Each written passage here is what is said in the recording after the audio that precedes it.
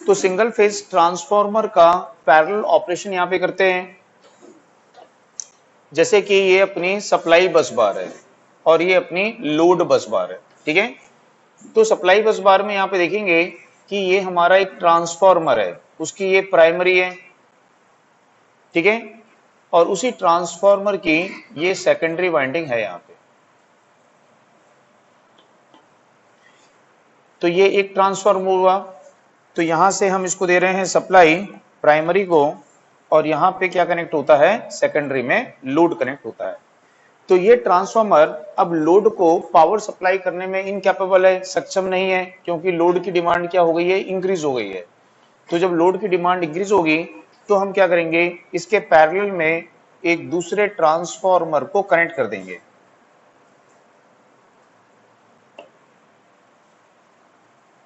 ठीक है, तो इस प्रकार से हमने यहाँ पे एक सेकंड ट्रांसफॉर्मर को पैरेलल में कनेक्ट कर दिया।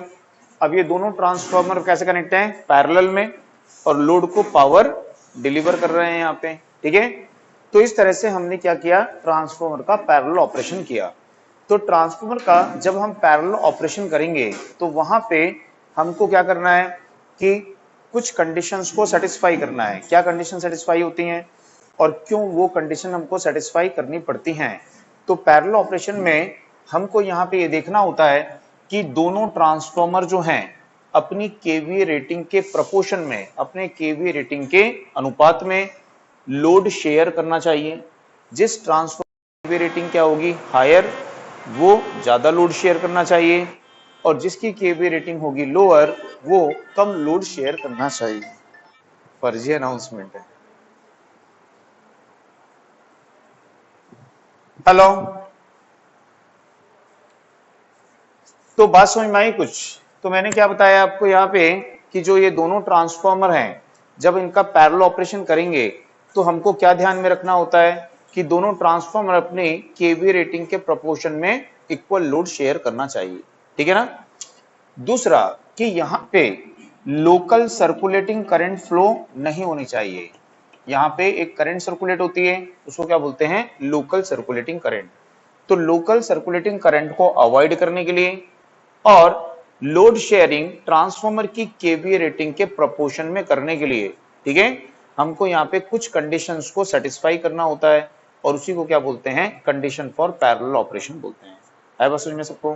तो उसमें नोट करिएगा, उसमें लिखिएगा transformer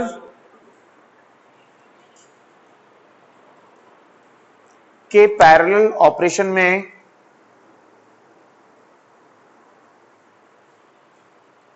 local circulating current, transformer के पैरेलल ऑपरेशन में लोकल सर्कुलेटिंग करंट को अवॉइड करने, लोकल सर्कुलेटिंग करंट को अवॉइड करने and parallel operation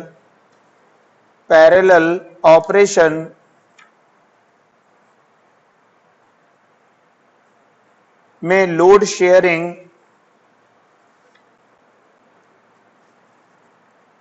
parallel operation में लोड शेयरिंग ट्रांसफॉर्मर की केवीए रेटिंग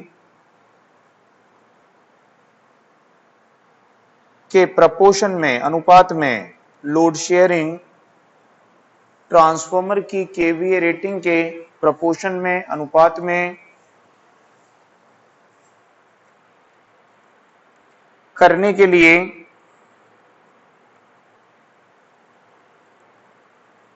कुछ कंडीशन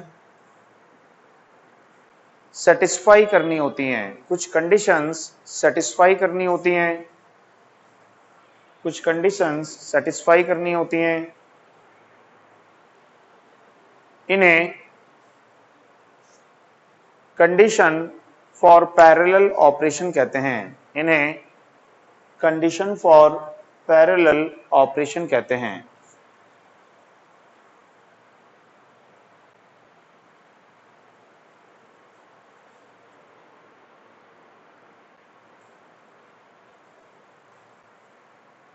ठीक है, तो पहली कंडीशन क्या होती है कि जो ये ट्रांसफॉर्मर हैं, इनकी जो प्राइमरी और सेकेंडरी वाइंडिंग है वो प्रॉपर पोलैरिटी में क्या होनी चाहिए, कनेक्ट होनी चाहिए।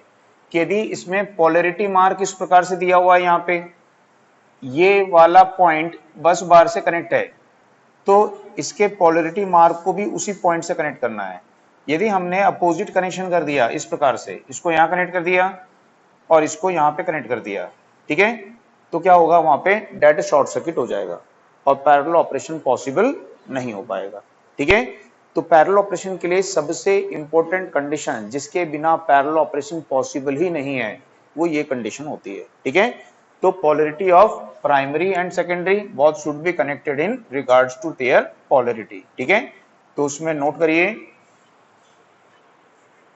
फर्स्ट लिखिए, the transformer should be properly connected with regard to polarity,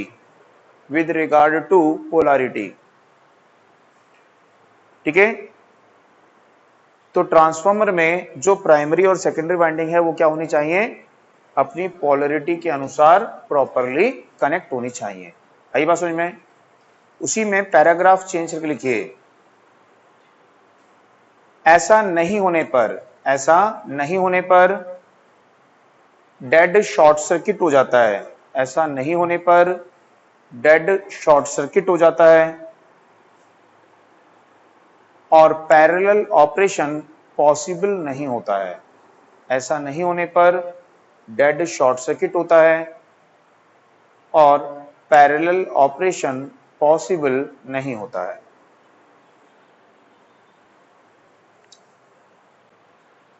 ठीक है, दूसरा, प्राइमरी और सेकेंडरी वाइंडिंग कैसी होनी चाहिए, आइडेंटिकल होनी चाहिए। ठीक है, मतलब कि इनका जो टर्न रेशियो होता है या फिर इनका जो ट्रांसफॉर्मेशन रेशियो होता है वो क्या होना चाहिए, इक्वल होना चाहिए। ठीक है, यदि इसका टर्न रेशियो है मान लीजिए 10:1, तो इसका टर्न रेशियो भी क्या होना चाहिए, 10:1 होना चाहिए, क्योंकि इसको हम जितनी वोल्टेज दे रहे हैं, 11 kV दे रहे हो मान लो इसको आप, ठीक है, तो इसको भी 11 kV ही मिल रही है प्राइमरी को। तो यदि दोनों के टर्न रेशियो समान होंगे, तो यदि स्टेप डाउन ये 400 वोल्ट कर रहा है तो ये भी स्टेप डाउन क्या करेगा, 400 वोल्ट, तो दोनों की सेकेंडरी वोल्टेज कैसी होगी, इक्वल होगी। ठीक है, यदि ऐसा नहीं होता है तो क्या होगा, यदि इनके टर्न रेशियो इक्वल नहीं है, इनके ट्रांसफॉर्मेशन रेशियो इक्वल नहीं है, तो यदि मान लीजिए इसके टर्न्स जो हैं सेकेंडरी के वो इसकी सेकेंडरी से ज्यादा है, तो इसकी वोल्टेज भी क्या होगी, ज्यादा होगी, और इसकी वोल्टेज क्या हो जाएगी, यहाँ पे कम हो जाएगी, 380 हो जाएगी। तो यदि दोनों के turn ratio, transformation ratio equal नहीं होते हैं, ठीक है, तो यहाँ पे दोनों की सेकेंडरी वोल्टेज में क्या आएगा, डिफरेंस आ जाएगा। जिसके टर्न्स ज्यादा होंगे सेकेंडरी के, उसकी सेकेंडरी वोल्टेज ज्यादा होगी। तो अब क्या होगा, देखो कि यहाँ पे इस प्रकार से ये बस बार है, एक सेकेंडरी यहाँ पे कनेक्ट है, एक सेकेंडरी यहाँ पे कनेक्ट है। ठीक है, यानी कि एक बैटरी यहाँ पे कनेक्ट है और एक बैटरी यहाँ पे कनेक्ट है। यदि दोनों ही 400 वोल्ट होते तो लोड को ये भी सप्लाई करता, ये भी सप्लाई, इसके कारण इसमें कोई करंट नहीं फ्लो होती, इसके कारण इसमें कोई करंट फ्लो नहीं होती, क्योंकि दोनों का पोटेंशियल कैसा था, सेम। बट यदि यहाँ पे ये 380 हो जाता है, ठीक है, क्या होगा, लोड को सप्लाई करेगा और इसको भी सप्लाई करेगा, तो इसके बीच में करंट सर्कुलेट होगी, higher potential to lower potential, तो उसी को क्या बोलेंगे, लोकल सर्कुलेटिंग करंट। तो यदि इस कंडीशन को हम सेटिस्फाई नहीं करते हैं, पैरेलल ऑपरेशन तो होगा, बट यहाँ पे higher potential to lower potential एक करंट क्या होगी, सर्कुलेट होगी, तो उसको क्या बोलेंगे हम, लोकल सर्कुलेटिंग करंट बोलेंगे। तो इससे क्या होगा, तो इससे ट्रांसफॉर्मर क्या होगा, हीट होगा, ट्रांसफॉर्मर गर्म होगा, ओवरहीट होगा, एक ट्रांसफॉर्मर ओवरहीट होने लगेगा, दूसरा ट्रांसफॉर्मर अपनी केवी रेटिंग के प्रोपोर्शन में लोड शेयर नहीं करेंगे। आई बात समझ में? तो उसमें नोट करिए, नेक्स्ट पॉइंट, सेकंड पॉइंट डालिए, the voltage rating of both primary and secondary, the voltage rating of both primary and secondary should be identical, full stop.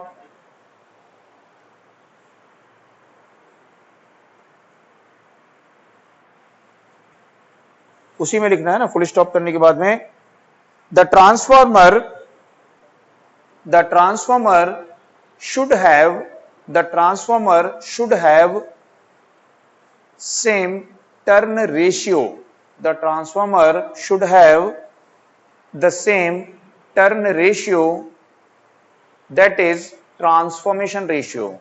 The transformer should have the same turn ratio, that is अर्थात transformation ratio.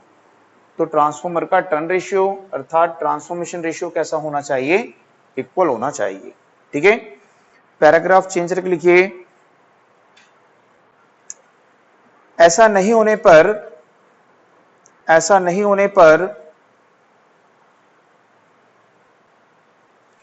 Parallel operation possible है।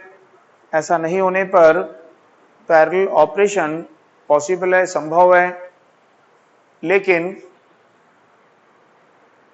दोनों transformer की secondary voltage में difference के कारण, दोनों transformer की secondary voltage में डिफरेंस के कारण लोकल सर्कुलेटिंग करंट फ्लो होगी, लोकल सर्कुलेटिंग करंट फ्लो होगी। इससे ट्रांसफॉर्मर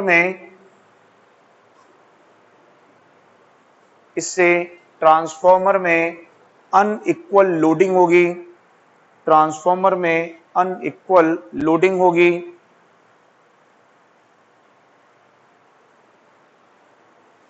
वे फुल केवीए आउटपुट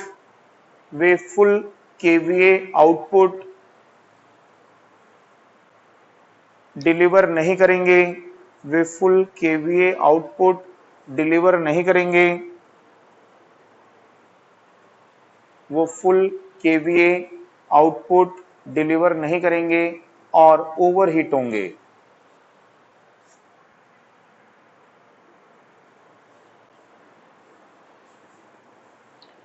ठीक है, उसके बाद में है कि जो दोनों ट्रांसफॉर्मर हैं, इनका जो परसेंटेज इंपेडेंस है, वो परसेंटेज इंपेडेंस क्या होना चाहिए? इक्वल इन मैग्नीट्यूड होना चाहिए। दोनों ट्रांसफॉर्मर का परसेंटेज इंपेडेंस क्या होना चाहिए? इक्वल इन मैग्नीट्यूड होना चाहिए।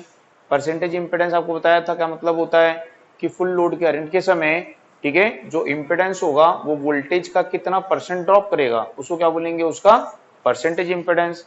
तो परसेंटेज इंपेडेंस यदि इक्वल होगा, ठीक है, तो वोल्टेज ड्रॉप भी क्या होगी? इक्वल होगी। ये किस कंडीशन में होता है? जब दोनों ट्रांसफॉर्मर की केवीए रेटिंग क्या है? सेम है। यदि दोनों ट्रांसफॉर्मर की केवीए रेटिंग सेम है तो उनका परसेंटेज इंपेडेंस भी सेम होगा। तो परसेंटेज इंपेडेंस सेम होगा तो दोनों में वोल्टेज ड्रॉप सेम होगी, है ना? तो जब दोनों में वोल्टेज ड्रॉप सेम होगी तो टर्मिनल वोल्टेज कैसी रहेगी उनकी? इक्वल। तो कोई लोकल सर्कुलेटिंग करंट यहाँ पे फ्लो नहीं होगी। दोनों ट्रांसफॉर्मर क्या करेंगे? अपनी केवीए रेटिंग के प्रोपोर्शन में लोड शेयर करेंगे। आई बात समझ में? दूसरा कि ट्रांसफॉर्मर में जो X/R रेशियो होता है, X/R रेशियो यानी क्या होता है? Power factor angle of transformer है। पावर फैक्टर एंगल कैसे निकालते हैं हम? ये ट्रांसफॉर्मर का X हो गया, ये ट्रांसफॉर्मर का R हो गया, ये इसका फेज एंगल हो गया, पावर फैक्टर एंगल हो गया। ये सेकंड ट्रांसफॉर्मर है, ये इसका X हो गया, ये इसका R हो गया, ठीक है, और ये इसका फेज एंगल हो गया। तो दोनों ट्रांसफॉर्मर में जो X/R रेशियो होगा, इस रेशियो की वैल्यू क्या होनी चाहिए? इक्वल होनी चाहिए। तो यदि इन दोनों रेशियो की वैल्यू इक्वल होती है तो इनका जो फेज एंगल होगा उसकी वैल्यू भी क्या होगी? इक्वल होगी। मतलब दोनों ट्रांसफॉर्मर इक्वल पावर फैक्टर पे क्या कर रहे होंगे? वर्क कर रहे होंगे। और इक्वल लोड शेयर करेंगे, ठीक है ना। तो परसेंटेज इंपेडेंस क्या होना चाहिए, इक्वल होना चाहिए। एक्स अपॉन आर रेशियो यानी कि इनका इंपेडेंस ट्रायंगल कैसा होना चाहिए, आइडेंटिकल होना चाहिए, ठीक है। बात समझ में आई। तो जिससे दोनों ट्रांसफॉर्मर का पावर फैक्टर क्या होगा, इक्वल होगा, ठीक है। दोनों ट्रांसफॉर्मर इक्वल पावर फैक्टर पे वहां पे वर्क करेंगे और प्रॉपर अपने केवी रेटिंग के प्रोपोर्शन में लोड शेयर करेंगे।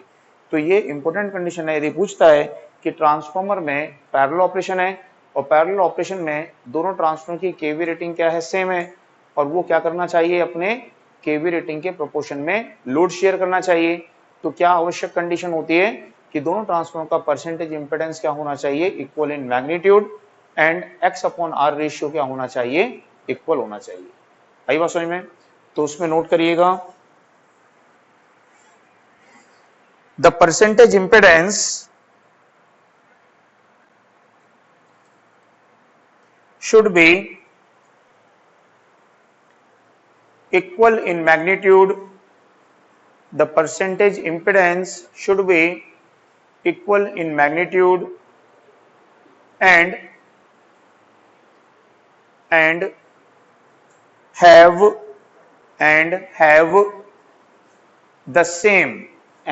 the same x upon r ratio, have the same x upon r ratio, ठीक है। पैराग्राफ चेंज रख लीजिए,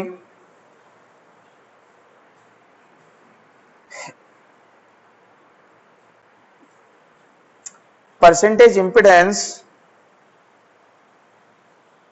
इक्वल होने पर दोनों ट्रांसफॉर्मर में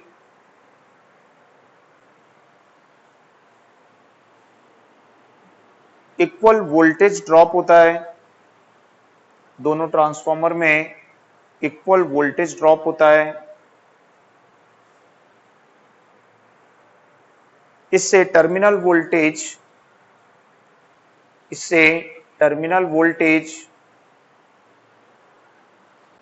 इक्वल रहती है, इससे टर्मिनल वोल्टेज इक्वल रहती है और लोकल सर्कुलेटिंग करंट फ्लो नहीं होती है, लोकल सर्कुलेटिंग करंट फ्लो नहीं होती है।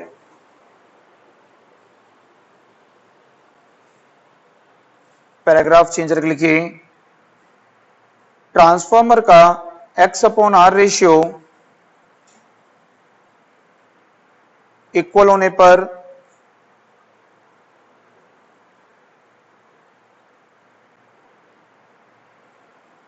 उनका पावर फैक्टर इक्वल होता है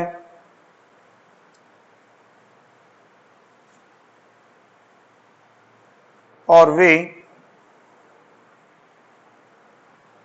अपनी केवीए रेटिंग के प्रपोर्शन में इक्वल लोड शेयर करते हैं, अपनी केवीए रेटिंग के प्रपोर्शन में इक्वल लोड शेयर करते हैं,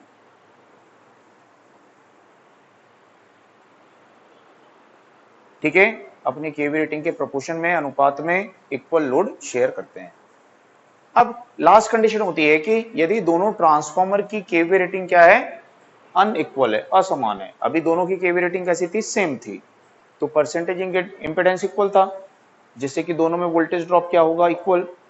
लेकिन हो सकता है कि दोनों ट्रांसफॉर्मर की केवी रेटिंग डिफरेंट हो, ये 100 केवी रेटिंग का ट्रांसफॉर्मर हो और ये क्या होगा, 300 केवी रेटिंग का ट्रांसफॉर्मर होगा। तो इस कंडीशन में परसेंटेज इंपेडेंस इक्वल नहीं होना चाहिए। यदि परसेंटेज इंपेडेंस इक्वल होगा तो ये तो ज्यादा करंट कम करंट डिलीवर करेगा, कम केवी है, ये ज्यादा करेगा तो इसमें ज्यादा वोल्टेज ड्रॉप हो जाएगा, है ना। तो इस कंडीशन में ये नहीं यूज करेंगे। ये कब के लिए रहता है, जब दोनों ट्रांसफॉर्मर कैसे होते हैं, सेम होते हैं, सेम केवी रेटिंग के होते हैं।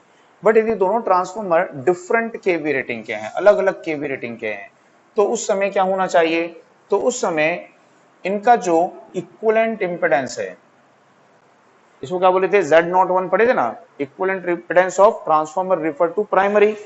तो जो इक्विवेलेंट इंपेडेंस होता है ये इनकी केवीए रेटिंग के क्या होना चाहिए, इनवर्सली प्रोपोर्शनल होना चाहिए। ठीक है, तो जिस ट्रांसफॉर्मर की केवीए रेटिंग क्या होगी, हायर होगी, इसका इंपेडेंस क्या होना चाहिए, लो होना चाहिए। जिस ट्रांसफॉर्मर की केवीए रेटिंग क्या है, लो है, इसका इंपेडेंस क्या होना चाहिए, हाई। क्यों? क्योंकि भाई ये कम केवीए रेटिंग का है, ये तो कम डिलीवर करेगा करंट। यदि ये 100 एम्पियर करंट डिलीवर कर रहा है तो ये तो 300 एम्पियर करंट डिलीवर कर रहा है। ठीक है, तो उस कंडीशन में हम देखेंगे यदि इसका इंपेडेंस और इसका दोनों का बराबर होगा तो इसमें ज्यादा वोल्टेज ड्रॉप हो जाएगी। ठीक है, तो इसकी टर्मिनल वोल्टेज क्या हो जाएगी, कम, इसमें कम वोल्टेज ड्रॉप होगी। ठीक है, तो दोनों का इंपेडेंस इक्वल होना नहीं चाहिए। तो जिसकी केवीए रेटिंग क्या है, कम है, ये कम करंट डिलीवर करेगा, तो इसका इंपेडेंस ज्यादा होना चाहिए। जैसे कि ये करंट है तो इसका इंपेडेंस हमने रख दिया 0.3, तो ये कितना वोल्टेज ड्रॉप करेगा, 30 वोल्ट। बात समझ में आ रही है? इसकी करंट कितनी है, 300 एम्पियर है, तो इसका इंपेडेंस रख दिया 0.1, तो ये भी कितना वोल्टेज ड्रॉप करेगा, 30 वोल्ट। तो इसके टर्मिनल पे यदि 400 वोल्ट की सेकेंडरी है तो इसके टर्मिनल पे यदि 370 वोल्ट होगी तो यहाँ पे भी कितनी वोल्ट होगी, 370 वोल्ट होगी। तो यहाँ पे कोई लोकल करंट सर्कुलेट होगी क्या, नहीं होगी। ठीक है ना, तो उसके लिए equivalent impedance inversely proportional to क्या होना चाहिए, देयर केवीए रेटिंग होना चाहिए। ठीक है, तो उसमें नोट करिएगा,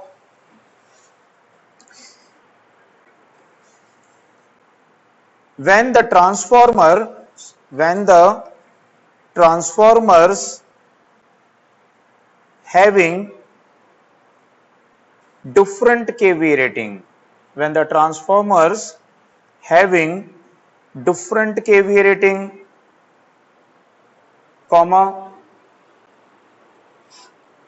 the equivalent impedance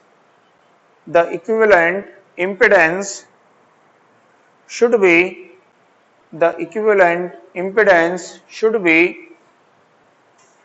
inversely proportional to the individual the equivalent impedance should be inversely proportional to the individual kVA rating. The equivalent impedance should be inversely proportional to the individual kVA rating.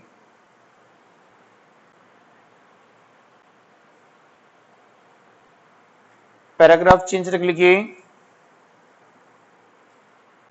ऐसा नहीं होने पर दोनों transformer में unequal voltage drop होता है।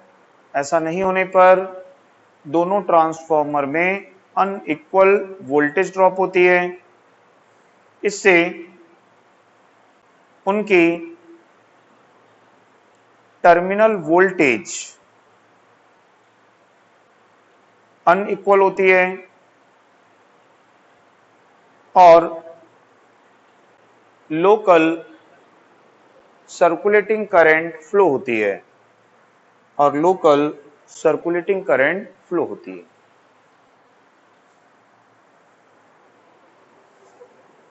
ठीक है,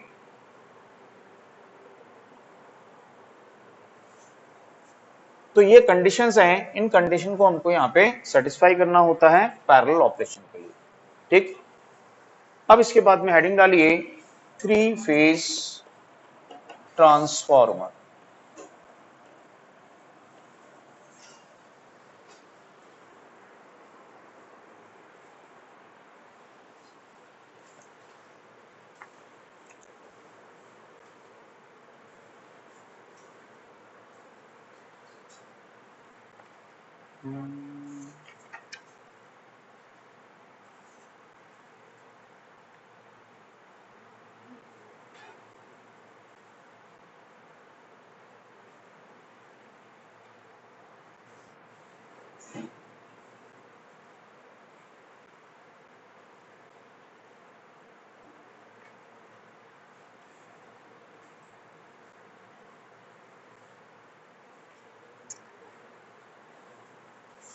ठीक है, एक दो क्वेश्चन लिख लीजिए, एक दो क्वेश्चन लोड कर लो आप पहले, फिर उसके बाद देखते हैं इसमें।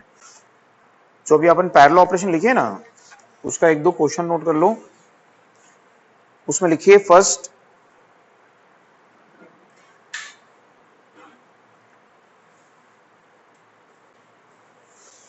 two transformers operating in parallel, two transformers operating in parallel will share the load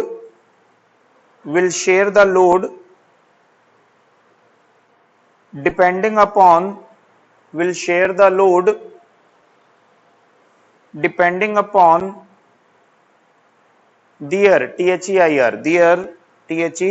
their answer लिखिए पर यूनिट इंपिडेंस।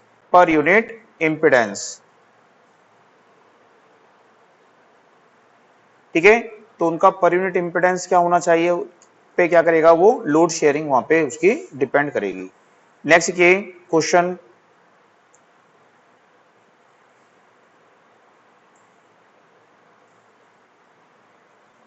पर यूनिट इंपिडेंस पता है क्या होता है? पर यूनिट वैल्यू कैसे निकालते हैं? Actual impedance upon base impedance, है ना। तो डिपेंड करेगा, एक्चुअल इंपिडेंस और बेस इंपिडेंस का रेशियो होता है। तो उसमें नेक्स्ट के two transformers with equal rating, two transformer with equal rating and negligible excitation current, comma, connected in parallel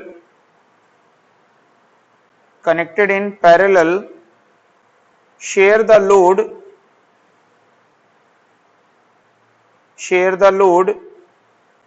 in the ratio of their kVA rating, their kVA rating only, comma, if their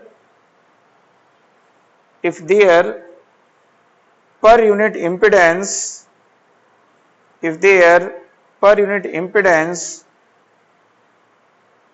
क्या होना चाहिए? Equal. Answer लिखिए equal. Per unit impedance, if they are per unit impedance, answer लिखिए equal. ठीक है, तो अपनी केवी rating के प्रोपोर्शन में कब लोड शेयर करेंगे? जब उनका पर यूनिट इंपिडेंस क्या होगा? इक्वल होगा। नेक्स्ट के question, two transformer of different kV rating, अब यहां पे अलग अलग केवी रेटिंग है ना, two transformers of different kV rating are being operated in parallel,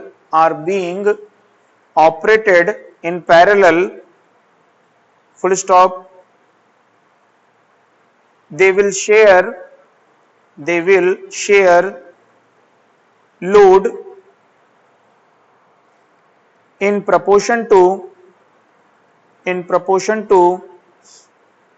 their kVA rating if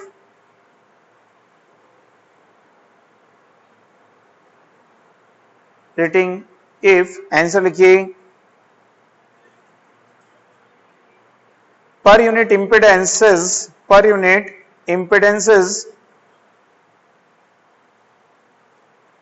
on respective kVA ratings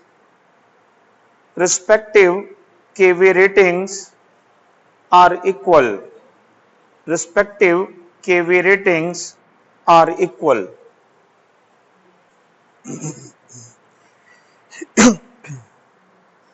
next की last question, two transformer of identical voltage, two transformers of identical voltage but of different capacity. अब पगलाएंगे आप सब।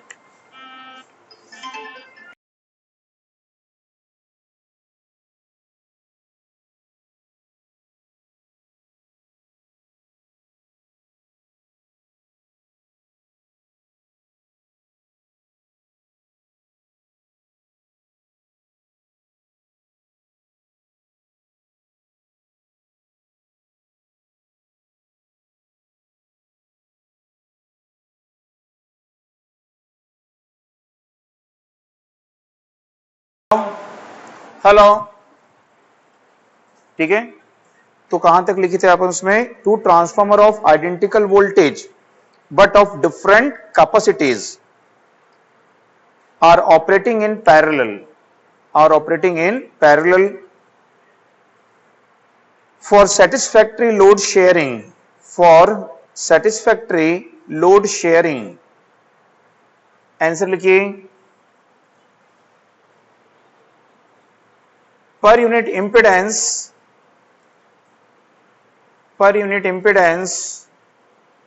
and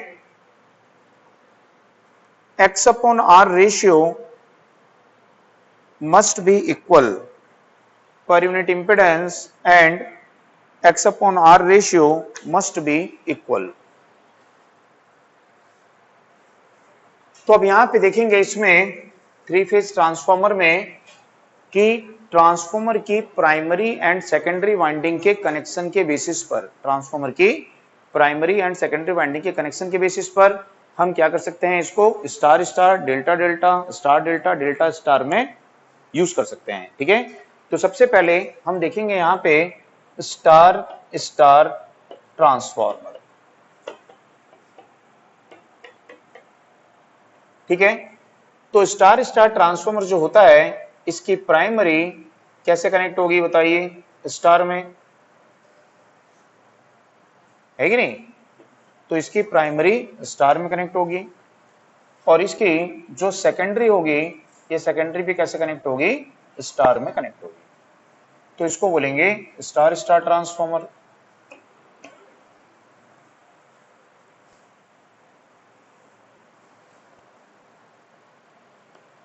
ठीक है, तो यदि मान लीजिए यहां पे हम वोल्टेज अप्लाई करते हैं, इसको क्या बोल रहे हैं हम? Line voltage. तो इसके फेज में, ये प्राइमरी है, ये क्या है? प्राइमरी है। तो इसके फेज में कितनी वोल्टेज आएगी बताइए? तो इसकी फेज वोल्टेज होगी VL1/√3, है ना। स्टार कनेक्शन की प्रॉपर्टी होती है कि हमने स्टार कनेक्शन में क्या पढ़ा था कि जो लाइन वोल्टेज होती है वो √3 टाइम्स ऑफ क्या होती है?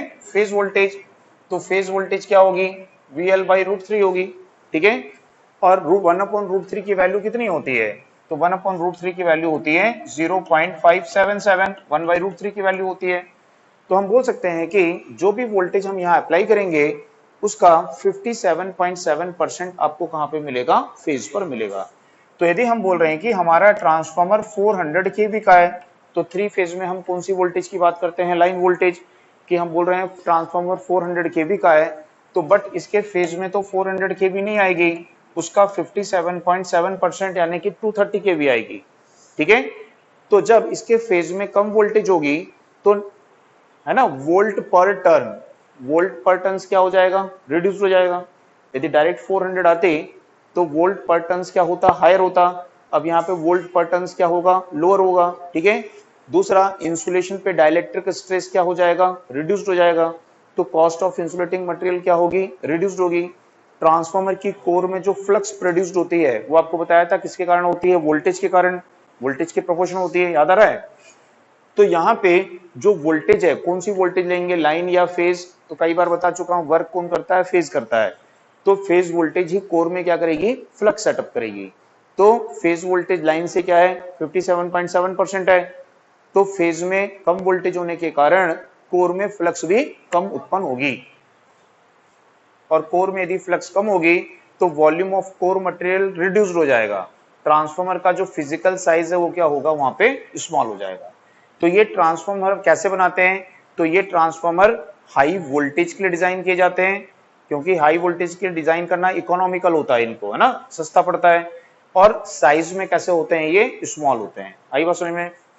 दूसरा, यदि हम इनका टर्न रेशियो क्या रखते हैं, इक्वल, N1 और N2 की वैल्यू इक्वल रखते हैं, ठीक है, तो यहां पे इसका ट्रांसफॉर्मेशन रेशियो क्या होगा, N2 बाई N1, इसकी वैल्यू क्या हो जाएगी 1। तो यदि दोनों टर्न्स इक्वल होंगे प्राइमरी सेकेंडरी के, तो हमको पता है ईएमएफ पर टर्न्स भी इक्वल होती है, तो दोनों के टर्न्स भी इक्वल हैं, तो दोनों की ईएमएफ भी क्या होगी, इक्वल होगी। तो हमने अपने समझने के लिए इसको इस प्रकार से रखा है। तो इसका मतलब है कि इसकी प्राइमरी में जितनी ईएमएफ इंड्यूस्ड होगी, सेम ईएमएफ आपको कहां पे मिलेगी, इसके सेकेंडरी के पर फेज में मिलेगी। तो प्राइमरी के पर फेज में कितनी है, VL1/√3 है, तो यहां पे भी आपको कितनी मिलेगी, VL1/√3 मिलेगी, क्योंकि हमने क्या माना है कि दोनों टर्न्स कैसे हैं, इक्वल हैं। तो जब इसके फेज में आपको क्या मिलेगी, VL1/√3 मिलेगी, तो इसकी लाइन वोल्टेज क्या होती है, इसका √3 टाइम्स होती है ना, लाइन वोल्टेज फेज का क्या होती है, √3 टाइम्स होती है स्टार में। तो इसके लाइन में हमको कितनी वोल्टेज मिलेगी, तो ये VL2 की वैल्यू किसके इक्वल हो जाएगी, VL1 के इक्वल हो जाएगी, ठीक है। तो यदि हम इसका वोल्टेज ट्रांसफॉर्मेशन रेशियो निकालते हैं कि ये वोल्टेज को किस प्रकार से ट्रांसफॉर्म कर रहा है, ठीक है, तो VL2 की वैल्यू किसके इक्वल आ रही है, VL1 के इक्वल आ रही है, और अपॉन क्या हो जाएगा, VL1 कैंसिल होगा तो क्या आएगा 1, ठीक है। हमने कितना रखा था 1, मिल भी कितना रहा है 1, कोई चेंज नहीं हुआ, ठीक है। तो ये आपको याद रखना है कि स्टार स्टार कनेक्शन में, ठीक है, ट्रांसफॉर्मेशन रेशियो अपने आप चेंज नहीं होता है। ट्रांसफॉर्म बनाते समय हमने जो एक बार ट्रांसफॉर्मेशन रेशियो रख दिया, N2 और N1 का जो रेशियो हमने एक बार रख दिया, यही फिक्स्ड रहेगा, ठीक है। तो यदि हमको वोल्टेज और करंट में रिलेशन को कैलकुलेट करना है, तो वोल्टेज और करंट में रिलेशन को कैलकुलेट करने के लिए जो सिंगल फेज में हमने सिंपल फार्मूला पढ़ा था, उसी फार्मूले को हम डायरेक्ट यूज करेंगे, ठीक है। तो यहां बताता है कि इसका ट्रांसफॉर्मेशन रेशियो आपने ट्रांसफॉर्म बनाते समय जो रखा हुआ है, N2 और N1 का रेशियो वही रहेगा, वो चेंज वहां पे। तो E2/N1 क्या होता है, N2/N1 इज इक्वल टू क्या होता है, I1/I2। तो इस रिलेशन से आप वोल्टेज और करंट को कैलकुलेट कर सकते हो, ठीक है। यहाँ पे कोई चेंज हमको करने की आवश्यकता नहीं होती है।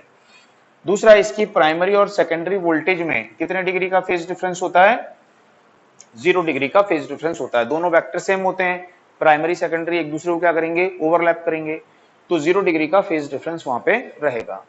तीसरा, यहाँ पे जो 3 फेज ट्रांसफॉर्मर है ना, स्टार स्टार कनेक्शन है ये, तो इसका यूज हम केवल कहां करते हैं, बैलेंस लोड की कंडीशन में ही करेंगे, अनबैलेंस लोड के लिए इसका यूज किया नहीं जाता है, ठीक है। इतना समझ में आया। तो जल्दी से इसमें नोट करिए, इसमें लिखिए, ठीक है। ऑनलाइन स्टूडेंट स्क्रीनशॉट ले लो इसका, ठीक है, इसमें नोट करिए।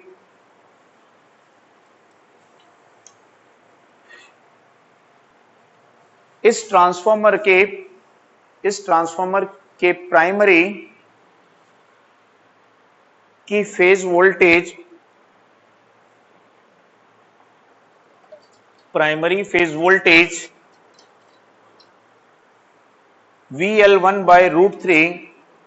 VL1/√3 होती है।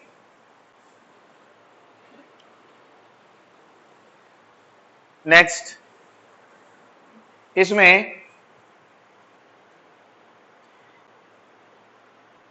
इंसुलेशन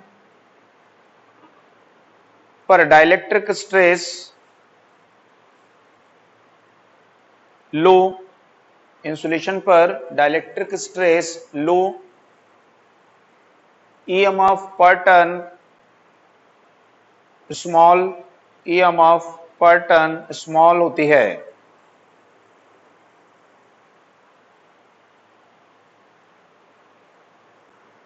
नेक्स्ट,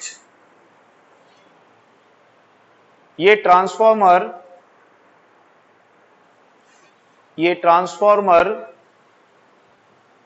हाई वोल्टेज के लिए डिजाइन किए जाते हैं,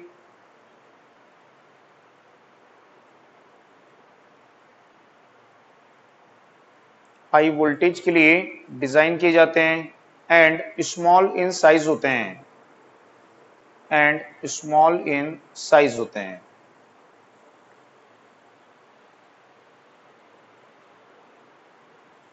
नेक्स्ट, इनका ट्रांसफॉर्मेशन रेशियो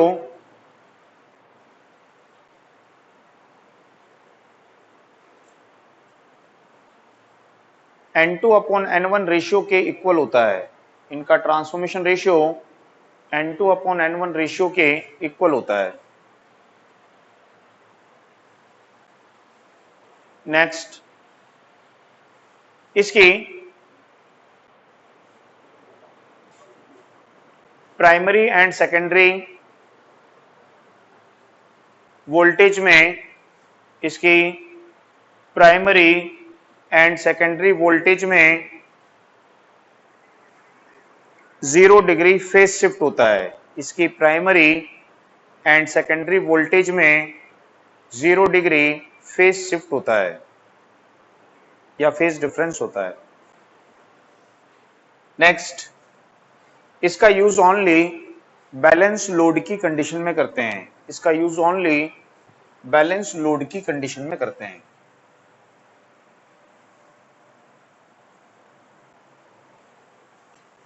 ठीक है, तो स्टार स्टार जो ट्रांसफॉर्मर है, इसका यूज हम केवल कहां करते हैं? बैलेंस लोड की कंडीशन में करते हैं। तो इसको याद रखिए, पूछेगा कि किस ट्रांसफॉर्मर का use only in balance load करते हैं, तो वो क्या होगा? Star star. यदि हम इसको अनबैलेंस लोड की कंडीशन में यूज करें तो क्या होगा? अनबैलेंस लोड का मतलब क्या होता है कि यहाँ पे इस फेज में हमने एक 100 वॉट का लैंप लगा दिया, इसमें 40 वॉट का लैंप लगा दिया, और इसमें हमने क्या लगा दिया? एक 60 वॉट का लैंप लगा दिया। तो तीनों फेज के लोड क्या हो गए? असमान हो गए। तो इसको क्या बोलेंगे हम? अनबैलेंस लोड बोलेंगे। ये क्या होता है? न्यूट्रल वायर होता है। ठीक है, तो अनबैलेंस लोड की कंडीशन में यदि हम इसको यूज करते हैं तो इसका जो न्यूट्रल पॉइंट है ये क्या हो जाता है? शिफ्ट हो जाता है। न्यूट्रल पॉइंट शिफ्ट होने का मतलब है कि यदि हम देखें कि ये हमारा क्या है, इस प्रकार से स्टार है, तो ये इसका न्यूट्रल है। ठीक है, तो यदि हम देखें कि जो न्यूट्रल होता है वो कहाँ पे होता है? सेंटर में होता है। यानी कि इसके रिस्पेक्ट में इस फेज वोल्टेज की वैल्यू, इस न्यूट्रल के रिस्पेक्ट में इस फेज की वैल्यू, इस न्यूट्रल के रिस्पेक्ट में इस फेज की वैल्यू, तीनों वैल्यू क्या होती हैं? इक्वल होती हैं। यदि न्यूट्रल पॉइंट शिफ्ट हो गया, कहने का मतलब है कि यहाँ पे, ठीक है, फिजिकली शिफ्ट नहीं होता है, वेक्टरली ये शिफ्ट हो जाता है। तो यहाँ पे आप देखेंगे न्यूट्रल जब शिफ्ट होगा तो उस कंडीशन में ये जो फेज वोल्टेज होगी, इस फेज वोल्टेज की वैल्यू, इस फेज वोल्टेज की वैल्यू और इस फेज वोल्टेज की वैल्यू, तीनों फेज वोल्टेज की जो वैल्यू होंगी वो क्या हो जाएंगी? डिफरेंट हो जाएंगी, अलग हो जाएंगी। तो अनबैलेंस टर्मिनल वोल्टेज हमको यहाँ पे प्राप्त होगी। किस कंडीशन में? अनबैलेंस लोड की कंडीशन में। ठीक है, तो स्टार स्टार कनेक्शन को केवल कहां यूज करते हैं? बैलेंस लोड में।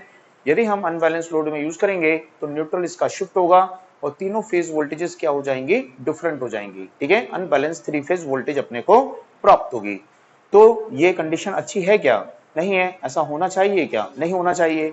तो इस प्रॉब्लम को कैसे ओवरकम करेंगे? तो इस प्रॉब्लम को ओवरकम करने के लिए जो ट्रांसफार्मर का न्यूट्रल होता है, इस न्यूट्रल को क्या कर देते हैं? यहाँ पे ग्राउंड कर देते हैं। ठीक है, तो न्यूट्रल को ग्राउंड कर देते हैं। अब ट्रांसफार्मर की प्राइमरी के न्यूट्रल को ग्राउंड कर दिए तो इसको सप्लाई कहां से आ रही है? अल्टरनेटर से आ रही है। ठीक है, अल्टरनेटर का आर इससे जुड़ा है, वाई इससे जुड़ा है, बी इससे जुड़ा हुआ है, और न्यूट्रल ग्राउंड होता है। तो ये न्यूट्रल क्या होते हैं? इंटरकनेक्ट हो जाते हैं। बात समझ में आई? तो जब हम ट्रांसफार्मर के न्यूट्रल को ग्राउंड कर देते हैं तो इसका न्यूट्रल अल्टरनेट का जो, इसका जो न्यूट्रल है वो बैक में किससे कनेक्ट हो जाता है? अल्टरनेटर के न्यूट्रल से इंटरकनेक्ट हो जाता है। ठीक है, तो इससे जो न्यूट्रल शिफ्टिंग की प्रॉब्लम है, वो न्यूट्रल की प्रॉब्लम क्या होती है? ओवरकम हो जाती है। अब इसको हम क्या कर सकते हैं? अनबैलेंस लोड में यूज कर सकते हैं। लेकिन यदि आपको पूछेगा कि किस ट्रांसफार्मर को केवल बैलेंस लोड में ही यूज करते हैं, तो वो कौन सा होता है? स्टार स्टार होता है। ठीक है, मॉडिफिकेशन करने के बाद, चेंज करने के बाद हम भले ही अनबैलेंस में यूज कर रहे हैं, डायरेक्ट तो नहीं कर पा रहे हैं, तो इसलिए ऐसा पूछेगा तो आपको याद रखना है स्टार स्टार है। ठीक है, दूसरी चीज कि हमको यहाँ पे जब न्यूट्रल ग्राउंडिंग करते हैं, है ना, ये यहाँ पे क्या करेगा? Close loop. ये लूप कैसा बन गया? देखो यहाँ पे ये ऐसा क्लोज लूप बनेगा अल्टरनेटर के साथ में। तो यहाँ पे जब हम ट्रांसफार्मर को स्विच ऑन करते हैं, सप्लाई से उसको कनेक्ट करके स्विच ऑन करते हैं, तो उस समय ये ट्रांसफार्मर क्या करता है? यहाँ पे मैग्नेटाइजिंग करंट ड्रॉ करता है। और इसकी जो मैग्नेटाइजिंग करंट होती है, इसमें क्या होते हैं? यहाँ पे हार्मोनिक्स कंपोनेंट होते हैं। बात समझ में आई? इसकी मैग्नेटाइजिंग करंट में क्या होता है? हार्मोनिक्स कंपोनेंट होते हैं। अब ये जो हार्मोनिक कंपोनेंट यहाँ पे होते हैं, ठीक है, ये क्या करेंगे, तो ये वेव फॉर्म के शेप में क्या करते हैं, डिस्टॉर्शन करते हैं। अपन पढ़े थे ना ऐसा कि वेव फॉर्म की शेप को क्या कर देंगे, ऐसा डिस्टॉर्टेड कर देंगे, ठीक है। तो आउटपुट वेव फॉर्म का शेप क्या होगा, डिस्टॉर्टेड हो जाएगा, साइनोसॉइडल नहीं रहेगा वो, ठीक है, तो उसमें डिस्टॉर्शन आएगा। तो यहाँ पे जो हार्मोनिक्स फ्लो होते हैं उनमें एक होता है ट्रिपलन फ्रीक्वेंसी हार्मोनिक्स, यानी कि थर्ड हार्मोनिक्स होता है, ठीक है।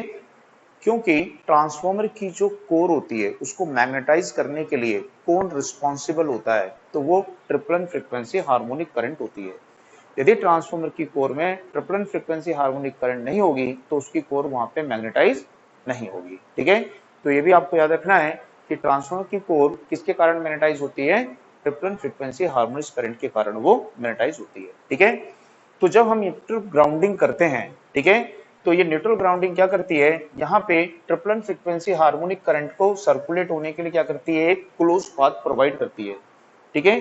तो इसके कारण यहाँ पे जो फ्लक्स डिस्टॉर्शन होता है, ये फ्लक्स डिस्टॉर्शन कोर में क्या होता है, रिड्यूस हो जाता है, और आउटपुट वोल्टेज की वेव शेप का भी डिस्टॉर्शन क्या होगा, वहां पे रिड्यूस हो जाएगा, पास में।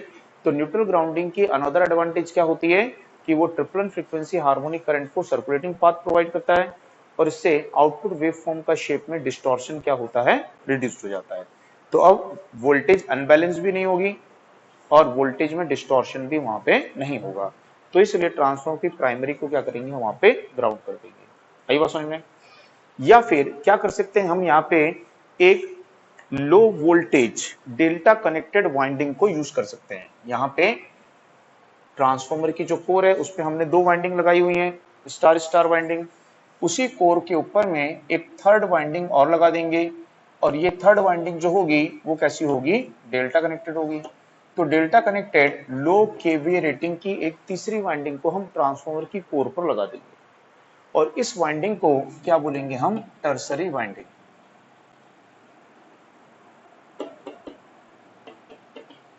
तो इसको टर्सरी वाइंडिंग यहाँ पे बोलते हैं, ठीक है। तो इस ट्रांसफॉर्मर क्या बोलेंगे, अब थ्री वाइंडिंग ट्रांसफॉर्मर बोलेंगे। तो यदि बोलता है थ्री वाइंडिंग ट्रांसफॉर्मर का यूज काय के लिए करते हैं, तो ये delta connected winding third winding है जिसको टर्सरी वाइंडिंग बोलते हैं। और ये टर्सरी वाइंडिंग क्या करती है, ठीक है, यदि इसको हम यूज करेंगे तो न्यूट्रल शिफ्टिंग की जो प्रॉब्लम है वो प्रॉब्लम ओवरकम हो जाती है। और दूसरा, ये ट्रिपलन फ्रीक्वेंसी हार्मोनिक करंट को सर्कुलेट होने के लिए क्या करती है, क्लोज लूप प्रोवाइड करती है, जिससे कि आउटपुट वेव फॉर्म के शेप में डिस्टॉर्शन रिड्यूस हो जाता है। आई बात समझ में। तो टर्सरी वाइंडिंग का यूज काय के लिए करते हैं हम, ट्रिपलन फ्रीक्वेंसी हार्मोनिक करंट को सर्कुलेटिंग पाथ प्रोवाइड करेगा और न्यूट्रल शिफ्टिंग की प्रॉब्लम को क्या करेगा, वो एलिमिनेट करेगा, ठीक है। तो उसमें नोट करिएगा, उसमें लिखिएगा स्टार स्टार ट्रांसफार्मर को अनबैलेंस लोड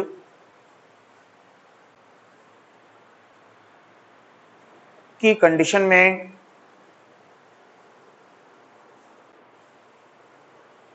यूज करने पर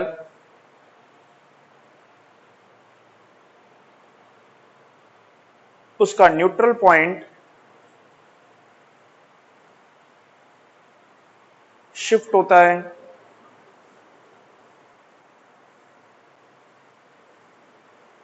इससे सेकेंडरी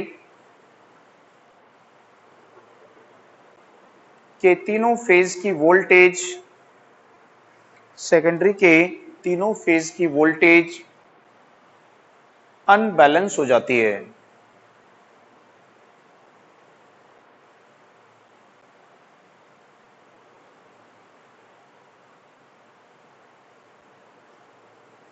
पैराग्राफ चेंज कर लीजिए। न्यूट्रल शिफ्टिंग की इस प्रॉब्लम को ओवरकम करने के लिए, न्यूट्रल शिफ्टिंग की इस प्रॉब्लम को ओवरकम करने के लिए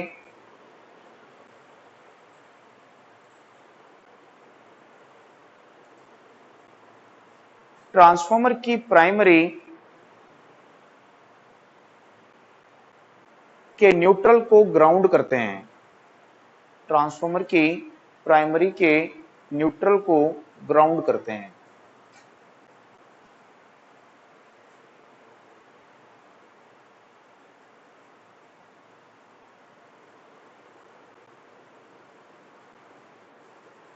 नेक्स्ट के न्यूट्रल ग्राउंडिंग की अनदर एडवांटेज, दूसरी एडवांटेज न्यूट्रल ग्राउंडिंग की अनदर एडवांटेज यह होती है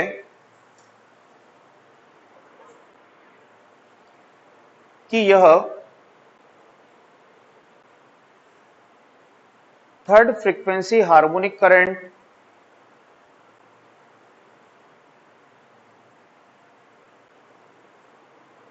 को सर्कुलेटिंग पाथ प्रोवाइड करता है। थर्ड फ्रीक्वेंसी हार्मोनिक करंट को सर्कुलेटिंग पाथ प्रोवाइड करता है। इससे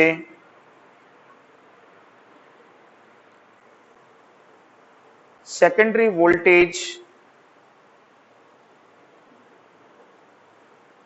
में डिस्टॉर्शन, इससे सेकेंडरी वोल्टेज में डिस्टॉर्शन रिड्यूस्ड होता है।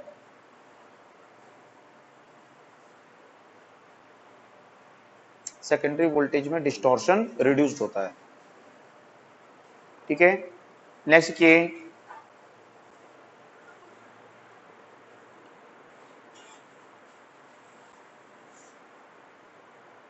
न्यूट्रल शिफ्टिंग की प्रॉब्लम को ओवरकम करने के लिए ऐसे लिखिए, neutral shifting and triplen frequency harmonics की प्रॉब्लम को ओवरकम करने के लिए, neutral shifting and triplen frequency harmonic की प्रॉब्लम को ओवरकम करने के लिए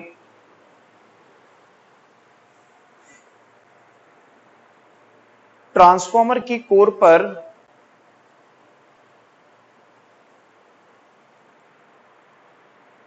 लो केवीए रेटिंग, ट्रांसफॉर्मर की कोर पर लो केवीए रेटिंग की डेल्टा कनेक्टेड थर्ड वाइंडिंग, तीसरी वाइंडिंग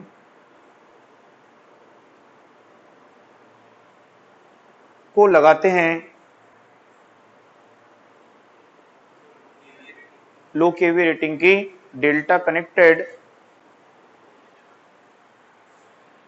लिखें delta connected, low kV rating की डेल्टा कनेक्टेड थर्ड वाइंडिंग को लगाते हैं। इसे टर्सरी वाइंडिंग कहते हैं, इसे टर्सरी वाइंडिंग कहते हैं।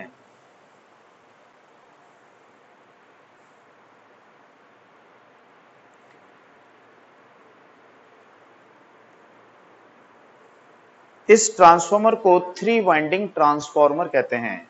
इस ट्रांसफॉर्मर को थ्री वाइंडिंग ट्रांसफॉर्मर कहते हैं।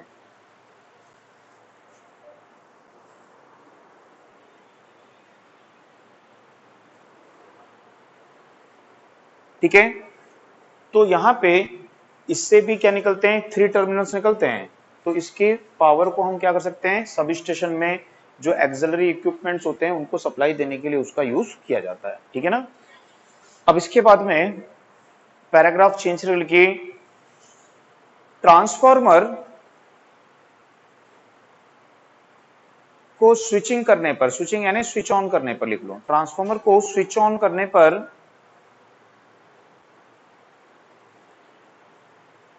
उसकी प्राइमरी में मैग्नेटाइजिंग करंट फ्लो होती है।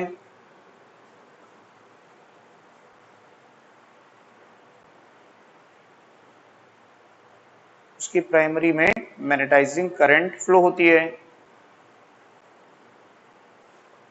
इसमें हार्मोनिक कंपोनेंट प्रेजेंट होते हैं, इसमें हार्मोनिक कंपोनेंट प्रेजेंट होते हैं।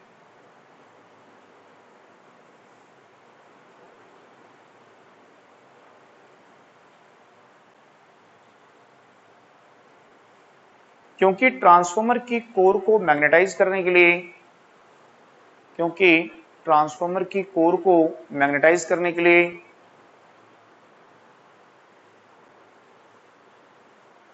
Third frequency harmonic current responsible होती है, क्योंकि ट्रांसफार्मर की कोर को मैग्नेटाइज करने के लिए third frequency harmonic current responsible होती है।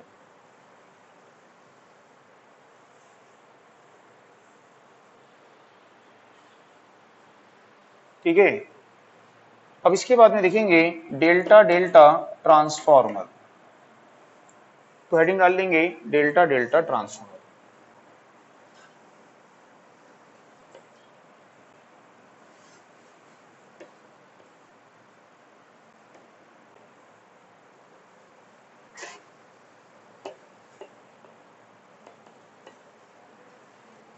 तो ये प्राइमरी है और ये इसकी यहाँ पे सेकेंडरी।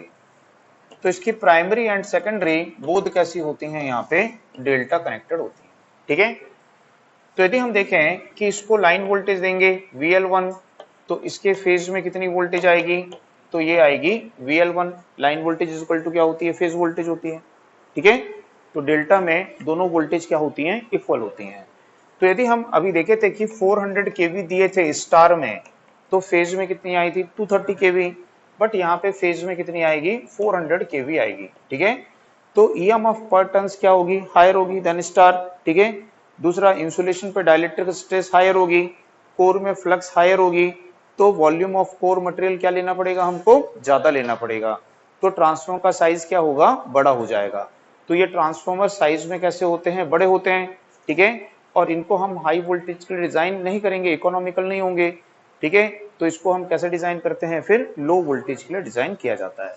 तो small in large in size होते हैं और लो वोल्टेज के लिए इनको डिजाइन किया जाता है। ठीक है, दूसरा कि यदि हम भी इनका भी N1 और N2 दोनों टर्न्स इक्वल रखते हैं, मींस इनका ट्रांसफॉर्मेशन रेशियो हम कितना रखते हैं, 1 रखते हैं अपने समझने के लिए। ठीक है, बात समझ में आ रही है। तो जितना इसके पर फेज में EMF है, उतनी ही EMF इसके भी पर फेज में आएगी, क्योंकि टर्न्स इक्वल होने से EMF कैसी होती है, इक्वल होती है। तो इसके सेकेंडरी की वोल्टेज क्या होगी, तो फेज वोल्टेज के इक्वल। सेकेंडरी लाइन वोल्टेज क्या होगी, फेज वोल्टेज के इक्वल। तो ये भी कितनी होगी, यहाँ पे VL1 होगी। तो यदि इसका वोल्टेज ट्रांसफॉर्मेशन देखेंगे कि ये वोल्टेज को किस प्रकार से ट्रांसफॉर्म कर रहा है, यानी कि VL2 अपॉन VL1 क्या होगा, तो VL2 क्या है, VL1 है, तो VL1 बाई VL1 हो जाएगा, कैंसिल हो जाएगा। तो कितना आएगा 1, कितना रखा था 1, कोई चेंज नहीं हुआ। तो यहां पर भी कैलकुलेशन करते समय हमको सिंपल जो हम पहले पढ़ चुके हैं कि N2 और N1 के रेशियो से हम E2 और E1 के रेशियो को क्या कर सकते हैं, फाइंड कर सकते हैं। ठीक है, तो सिंपल जो हमारा ट्रांसफॉर्मेशन रेशियो होता है उसी को लेना है कैलकुलेशन के लिए, अलग से कोई और दूसरा आपको चेंज उसमें नहीं करना है। और इसी रेशियो से हम क्या कर सकते हैं, करंट को भी कैलकुलेट कर सकते हैं। तो स्टार स्टार और डेल्टा डेल्टा में जो ट्रांसफॉर्मेशन रेशियो होता है N2 अपॉन N1 वही रहता है, उसमें कोई चेंज वहां पे नहीं होता है। ठीक है ना। दूसरा कि इसकी प्राइमरी और सेकेंडरी लाइन वोल्टेज में कितना डिग्री होगा, 0 डिग्री। तो याद रखना है स्टार स्टार डेल्टा डेल्टा दोनों की प्राइमरी और सेकेंडरी वोल्टेज के वेक्टर कैसे बनेंगे, सेम। तो दोनों वेक्टर एक दूसरे को ओवरलैप करेंगे। ठीक है, इसका यदि वोल्टेज का वेक्टर हम बनाएंगे, दोनों वोल्टेज के वेक्टर कैसे होंगे, प्राइमरी सेकेंडरी के सेम, दोनों एक दूसरे को क्या करेंगे, ओवरलैप करेंगे। तो कितना डिग्री फेज शिफ्ट आएगा, 0 डिग्री फेज शिफ्ट आएगा। ठीक है, तो डेल्टा डेल्टा स्टार स्टार की वोल्टेजेस में क्या होता है, 0 डिग्री फेज डिफरेंस होता है। ठीक है, दूसरा इसको हम क्या कर सकते हैं, अनबैलेंस लोड में यूज कर सकते हैं। इसमें न्यूट्रल है ही नहीं, न्यूट्रल की शिफ्टिंग की कोई प्रॉब्लम नहीं आएगी। इसमें क्या है, ये डेल्टा लूप है। तो डेल्टा लूप क्या करते हैं, ट्रिपल फ्रीक्वेंसी हार्मोनिक करंट को सर्कुलेटिंग पाथ प्रोवाइड करते हैं। तो आउटपुट की वोल्टेज की वेव फॉर्म के शेप में भी कोई डिस्टॉर्शन नहीं आएगा। तो आउटपुट वेव फॉर्म का शेप कैसा होगा, साइनोसॉइडल होगा। आई बात समझ में। तो डेल्टा कहीं पे भी है, डेल्टा यदि वाइंडिंग है, ठीक है, तो वहां पे आपने आपके जो ट्रांसफार्मर है उसमें वो ट्रिपल फ्रीक्वेंसी हार्मोनिक करंट को सर्कुलेटिंग पाथ देगा और आउटपुट वेव फॉर्म में कोई डिस्टॉर्शन नहीं आएगा। ठीक है ना। तो इसमें नोट करिएगा, इसमें लिखिएगा, इसमें फेज वोल्टेज लाइन वोल्टेज के इक्वल होती है, इसमें फेज वोल्टेज लाइन वोल्टेज के इक्वल होती है। इसमें ऐसे लिख लो, इसमें प्राइमरी की कर दो, आगे मैं प्राइमरी लगा दूं, इसमें प्राइमरी की फेज वोल्टेज लाइन वोल्टेज के इक्वल होती है। इसमें प्राइमरी की फेज वोल्टेज लाइन वोल्टेज के इक्वल होती है। इसलिए इंसुलेशन पर डाइलेक्ट्रिक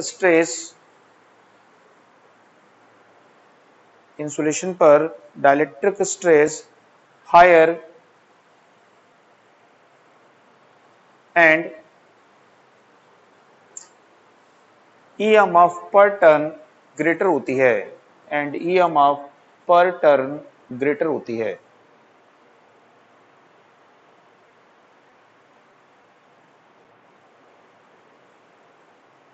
ठीक है। नेक्स्ट ये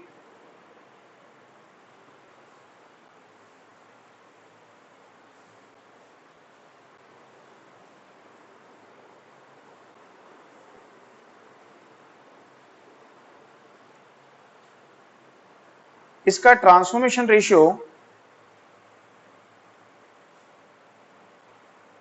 N2/N1 रेशियो के इक्वल होता है। इसका ट्रांसफॉर्मेशन रेशियो N2/N1 रेशियो के इक्वल होता है।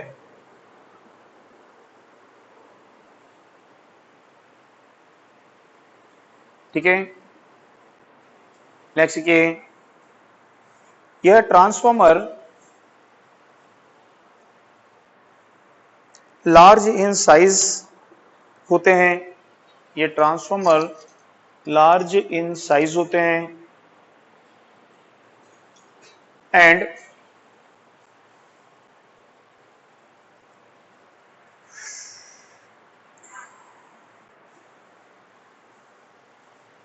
लो वोल्टेज के लिए डिजाइन किए जाते हैं, लो वोल्टेज के लिए डिजाइन किए जाते हैं।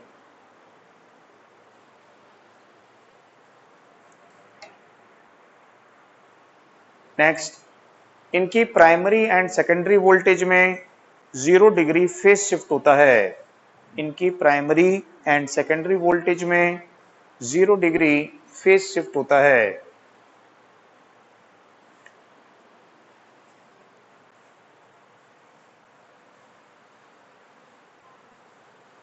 नेक्स्ट,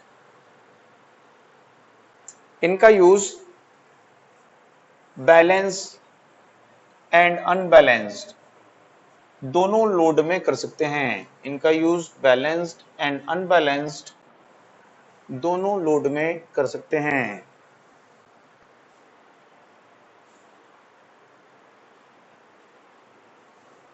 ठीक है। उसके बाद में हेडिंग डाली है स्टार डेल्टा ट्रांसफॉर्मर। तो स्टार डेल्टा ट्रांसफॉर्मर में ये इसकी प्राइमरी है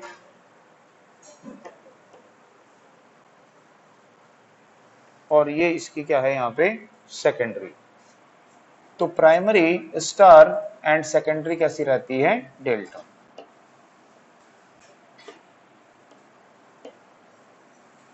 तो यदि हम देखें कि इसको यदि वोल्टेज अप्लाई करते हैं यहाँ पे VL1, ठीक है, तो इसके फेज में कितनी वोल्टेज आएगी सबको पता है। तो VL1 बाई क्या आएगी √3, ठीक है।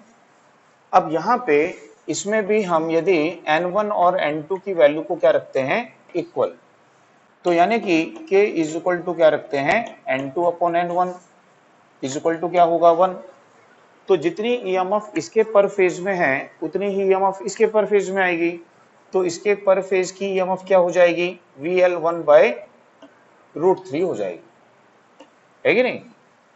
तो इसकी लाइन वोल्टेज क्या होगी, तो इसकी लाइन वोल्टेज फेज वोल्टेज के बराबर, क्योंकि ये डेल्टा है यहाँ पे, है ना। डेल्टा में लाइन वोल्टेज किसके इक्वल होती है फेज वोल्टेज के इक्वल होती है। तो यदि इसका हम वोल्टेज ट्रांसफॉर्मेशन देखें कि ये वोल्टेज को कैसे ट्रांसफॉर्म कर रहा है, तो VL2 की वैल्यू क्या आएगी आपके पास में VL1/√3 अपॉन VL1, तो VL1 कैंसल, तो K की वैल्यू क्या आएगी 1/√3। यानी कि k की वैल्यू जो है वो क्या आ रही है, लेस देन 1 आ रही है। ठीक है, तो हमने रखी कितनी थी 1, हमको कितनी मिल रही है, लेस देन 1। तो लेस देन 1 मतलब कितनी मिल रही है, 0.577 मिल रही है।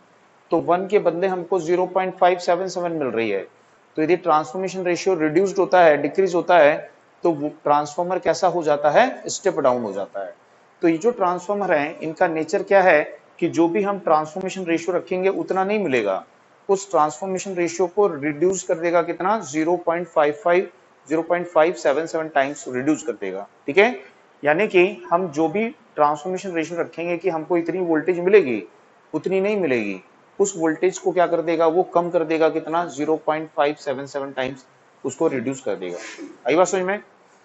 तो यदि हमको कैलकुलेशन करना है, कैलकुलेशन करना है तो हमको ये जो ट्रांसफॉर्मेशन रेशियो रखे थे N2/N1, इसको लेके कैलकुलेशन नहीं करना है, इसके साथ में हमको क्या करना है, 1/√3 को लेना है। ये अब इसका नया ट्रांसफॉर्मेशन रेशियो हो जाएगा। ठीक है, तो पुराने ट्रांसफॉर्मेशन रेशियो को, यदि आपका पुराना ट्रांसफॉर्मेशन रेशियो है तो उसको 1/√3 से मल्टीप्लाई करिए पहले। ठीक है, उसके बाद में आपको नया ट्रांसफॉर्मेशन रेशियो मिलेगा और इसके द्वारा क्या करोगे आप, E2 और E1 में रिलेशन निकालोगे। ठीक है, I1 और I2 में रिलेशन निकालोगे। तो इसके लिए आप क्या यूज करोगे, N2/N1 इंटू 1/√3 को यूज करोगे। बस में स्टार स्टार डेल्टा डेल्टा में ऐसा नहीं था, है ना, उसमें हमको सिंपल रिलेशन रहता है, बट इसमें हमको 1/√3 लेना पड़ता है ट्रांसफॉर्मेशन रेशियो के साथ में। आई बात समझ में सबको। दूसरा, इसकी सेकेंडरी, प्राइमरी और सेकेंडरी वोल्टेज में कितने डिग्री का फेज डिफरेंस होगा, 30 डिग्री का फेज डिफरेंस होगा। तो स्टार स्टार डेल्टा डेल्टा में 0, स्टार डेल्टा डेल्टा स्टार में क्या होगा, 30 डिग्री का फेज डिफरेंस आएगा। ठीक है, समझ में आ रहा है इतना। तो ये ट्रांसफॉर्म हम कहाँ पे यूज करेंगे, तो जहां पे हमको वोल्टेज को क्या करना होता है, स्टेप डाउन करना है। तो स्टेप डाउन कहाँ करते हैं हम, end of transmission line, transmission line के अंत में जो सब स्टेशन होते हैं, अपन पढ़े ना, हाई वोल्टेज ट्रांसमिशन करते हैं, फिर ट्रांसमिशन लाइन के एंड पे क्या करते हैं, वोल्टेज को स्टेप डाउन करते हैं, तो वहां पर इनका यूज किया जाता है। आई बात समझ में, इसको नोट कर लो। अब लिखिए इसमें,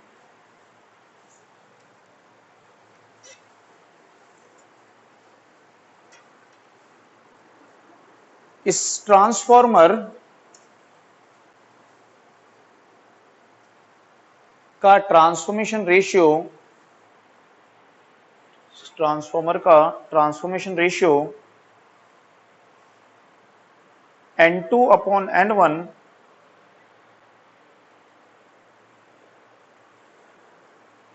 का 1/√3 टाइम्स होता है। N2/N1 का 1/√3 टाइम्स होता है। नेक्स्ट, ये स्टेप डाउन ट्रांसफॉर्मर होते हैं, ये स्टेप डाउन ट्रांसफॉर्मर होते हैं, ये स्टेप डाउन ट्रांसफॉर्मर होते हैं।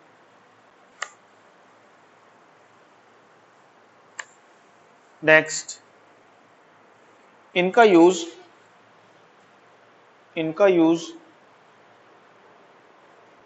वोल्टेज को स्टेप डाउन करने के लिए, इनका यूज वोल्टेज को स्टेप डाउन करने के लिए,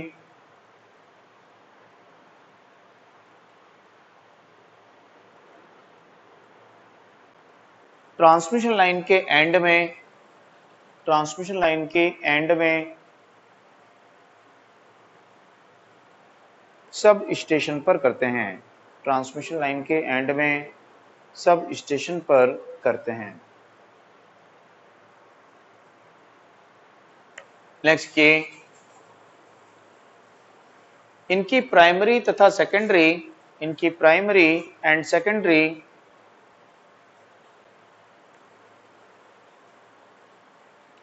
लाइन वोल्टेज में, इनकी primary and secondary line voltage में 30 डिग्री फेज डिफरेंस होता है, 30 डिग्री फेज डिफरेंस होता है।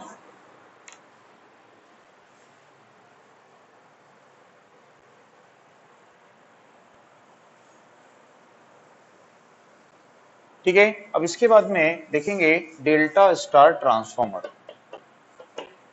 ठीक है। तो डेल्टा स्टार ट्रांसफॉर्मर इसमें देखिए,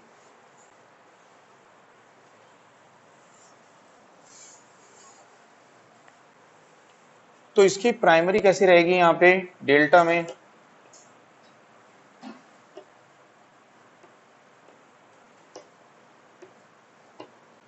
ठीक है। इसको यहाँ पे देंगे लाइन वोल्टेज VL1, इसके फेज में वोल्टेज मिलेगी आपको VPH, जो कि क्या होगी लाइन वोल्टेज के इक्वल होगी। ये है हमारा स्टार, सेकेंडरी होगी इसमें स्टार। तो जितनी वोल्टेज इसके पर फेज में होगी, सेम वोल्टेज कहां पे आएगी, इसके भी पर फेज में आएगी। तो इसके फेज में वोल्टेज कितनी आएगी VL1। अब इसकी लाइन वोल्टेज हमको पता है स्टार की क्या होती है, फेज वोल्टेज का √3 टाइम्स होती है। तो यहाँ पे फेज वोल्टेज का क्या मिलेगी आपको, √3 टाइम्स मिलेगी, ठीक है। तो यहाँ पे फेज वोल्टेज लाइन के इक्वल है ना, हमने क्या माना है यहाँ पे N1 = N2, यानी कि K = क्या माना है 1। तो जितना इसके फेज में है उतना ही इसके फेज में है, बट लाइन पे क्या मिलेगा, फेज का √3 टाइम्स मिलेगा, ठीक है। तो यदि हम इसका वोल्टेज ट्रांसफॉर्मेशन देखते हैं कि ये वोल्टेज को किस हिसाब से ट्रांसफॉर्म करेगा, ठीक है।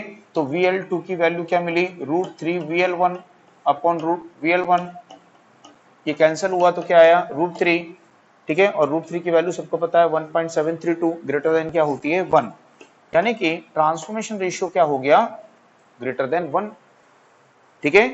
तो ये कैसा होगा, स्टेप अप ट्रांसफॉर्मर होगा, इसका नेचर कैसा होगा, स्टेप अप करना। तो इसका मतलब है कि ट्रांसफॉर्मर बनाते समय हमने जो भी N2 और N1 का रेशियो था कि इससे हम वोल्टेज और करंट को रिलेट करेंगे, तो ये रिलेशन काम नहीं आएगा, ठीक है। इस रिलेशन को आपको क्या करना पड़ेगा, √3 से मल्टीप्लाई करना पड़ेगा। ये आपका अब क्या होगा, नया ट्रांसफॉर्मेशन रेशियो होगा। इस रेशियो को यूज करके आपको E2 E1 में रिलेशन देखना पड़ेगा, ठीक है। E2 E1 में रिलेशन आपको इससे देखना पड़ेगा, I1 I2 में इसी रिलेशन से आपको रिलेशन देखना पड़ेगा, इसी रेशियो से, ठीक है। तो ये जो ट्रांसफॉर्म होते हैं इनका नेचर क्या होता है, वोल्टेज को स्टेप अप करने का। तो कहां यूज करेंगे, तो समझ में आया सबको ये कि इनका यूज कहां पे करेंगे, तो beginning of transmission line, transmission line के प्रारंभ में, ठीक है, वोल्टेज को स्टेप अप करने के लिए करेंगे। और इन डिस्ट्रीब्यूशन ट्रांसफॉर्मर जो आपके घर के पास में हैं उनमें भी इसी का यूज करते हैं, क्योंकि वहां पे कंज्यूमर को क्या चाहिए, सिंगल फेज सप्लाई। इसकी सेकेंडरी कैसी है स्टार, स्टार से क्या निकलता है न्यूट्रल, तो हमको चाहिए होता है 3 फेज 4 वायर कनेक्शन, यानी कि न्यूट्रल चाहिए होता है। तो इसलिए वहां पे इस ट्रांसफॉर्मर का यूज करते हैं, ठीक है। तो वहां पे हम वोल्टेज को क्या करते हैं, स्टेप डाउन करते हैं। तो स्टेप डाउन करने के लिए हम जो N1 और N2 और N1 का रेशियो है, मींस ट्रांसफॉर्मेशन रेशियो है, इसकी वैल्यू को क्या रखेंगे, बहुत कम कर देंगे, ठीक है। तो यदि इसकी वैल्यू को हम बहुत कम कर देते हैं, 0.1 कर देते हैं, ठीक है, तो इसकी वैल्यू कितनी होती है, इसकी वैल्यू कितनी होती है 1.732। तो 1.732 से यदि हम मल्टीप्लाई करेंगे तो क्या होगा 0.1732 होगा, ठीक है। तो ये वोल्टेज को क्या करेगा, स्टेप डाउन करेगा, ठीक है ना। तो हम टर्न रेशियो को रिड्यूस करके, ट्रांसफॉर्मेशन रेशियो को रिड्यूस करके वोल्टेज को स्टेप डाउन करा सकते हैं। पर इसके कहने का क्या मतलब होता है कि जो भी हमने रेशियो रखा है उतना नहीं मिलेगा, उसको आपको ये बढ़ा कर देगा, √3 टाइम्स बढ़ा कर देता है, ठीक है। इसलिए हम क्या बोल रहे हैं, इसका नेचर है वोल्टेज को स्टेप अप करने का, ठीक है ना। अब इसकी भी प्राइमरी एंड सेकेंडरी वोल्टेजेस में कितने डिग्री का फेज डिफरेंस होगा, 30 डिग्री का फेज डिफरेंस होगा। तो बहुत सिंपल है, स्टार स्टार डेल्टा डेल्टा में 0 डिग्री होता है ना। अपोजिट है, स्टार डेल्टा हो या डेल्टा स्टार हो, उसमें कितने डिग्री होगा, 30 डिग्री होगा। तो इसमें नोट करिएगा, इसमें लिखिएगा इस ट्रांसफॉर्मर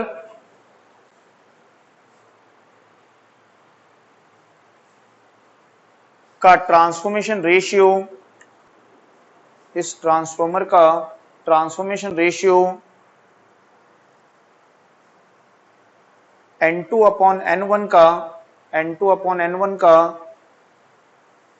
√3 टाइम्स होता है, N2 अपॉन N1 का √3 टाइम्स होता है, N2 अपॉन N1 का √3 टाइम्स होता है। नेक्स्ट की ये स्टेप अप ट्रांसफॉर्मर होते हैं, ये स्टेप अप ट्रांसफॉर्मर होते हैं।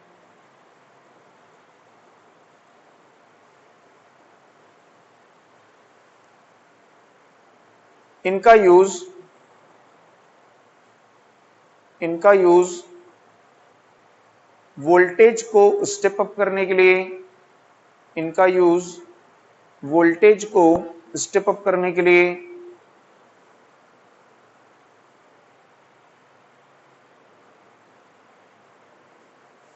ट्रांसमिशन लाइन के बिगिनिंग में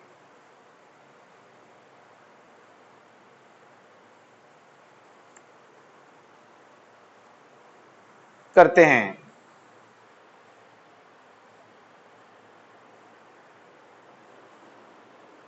नेक्स्ट ये डिस्ट्रीब्यूशन ट्रांसफॉर्मर में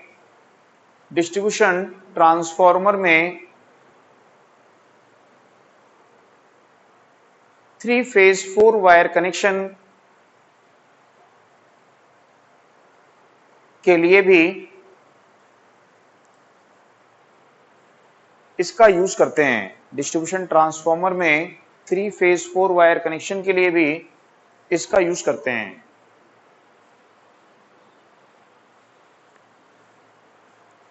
नेक्स्ट के इसकी प्राइमरी एंड सेकेंडरी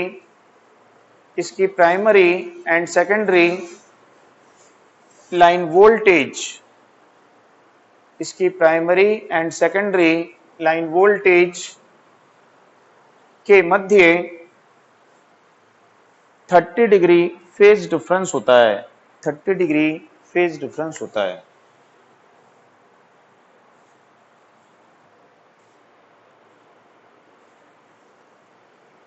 ठीक है ना, नोट कर लियो ना सब, इसको स्क्रीनशॉट ले लो जो नहीं किया। अब इसके बाद में देखेंगे होता है ओपन डेल्टा या वीवी कनेक्शन उसको बोलते हैं।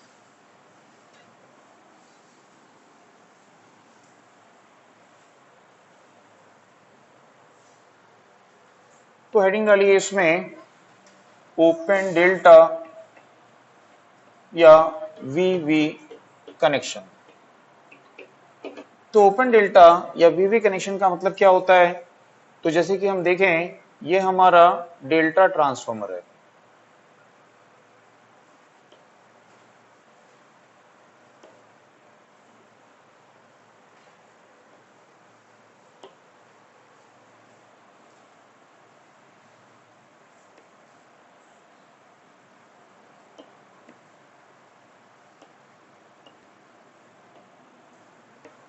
ठीक है। तो जो डेल्टा ट्रांसफॉर्मर है, ठीक है, इसको जब हम यहाँ पे वोल्टेज देते हैं, तो इसमें जो करंट फ्लो होती है, इस करंट को हम क्या बोलते हैं कि ये इसकी क्या है, लाइन करंट है। ठीक है, और यहाँ पे जो करंट फ्लो होती है और उसको क्या बोलते हैं हम, उसकी क्या है, वो फेज करंट है, ऐसा बोलते हैं। तो अभी ये डेल्टा ट्रांसफॉर्मर है।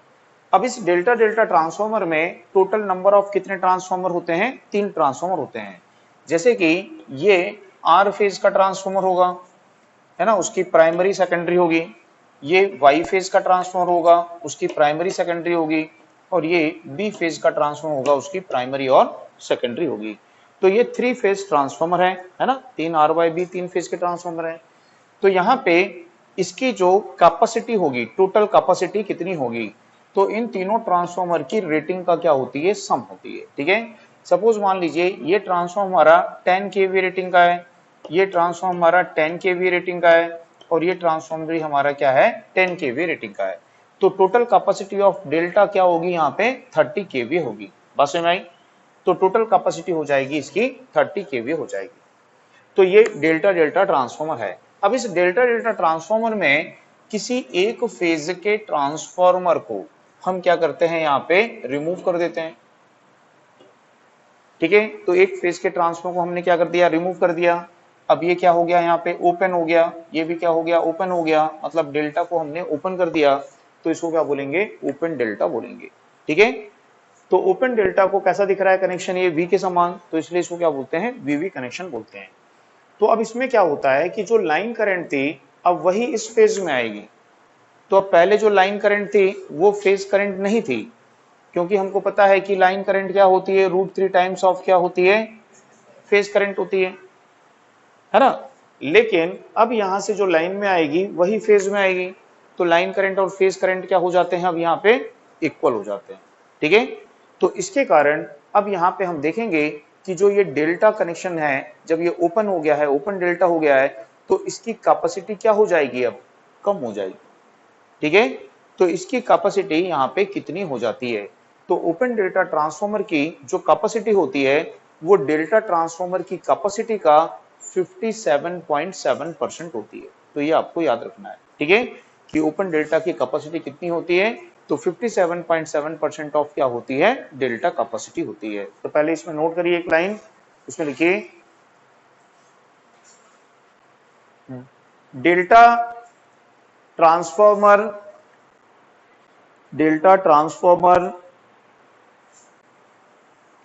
के किसी एक फेज के ट्रांसफार्मर को, डेल्टा ट्रांसफार्मर के किसी एक फेज के ट्रांसफार्मर को ओपन करने पर उसे ओपन डेल्टा ट्रांसफार्मर कहते हैं, उसे ओपन डेल्टा ट्रांसफार्मर कहते हैं। ठीक है, उसके बाद में यहां पे लिखिए capacity of open delta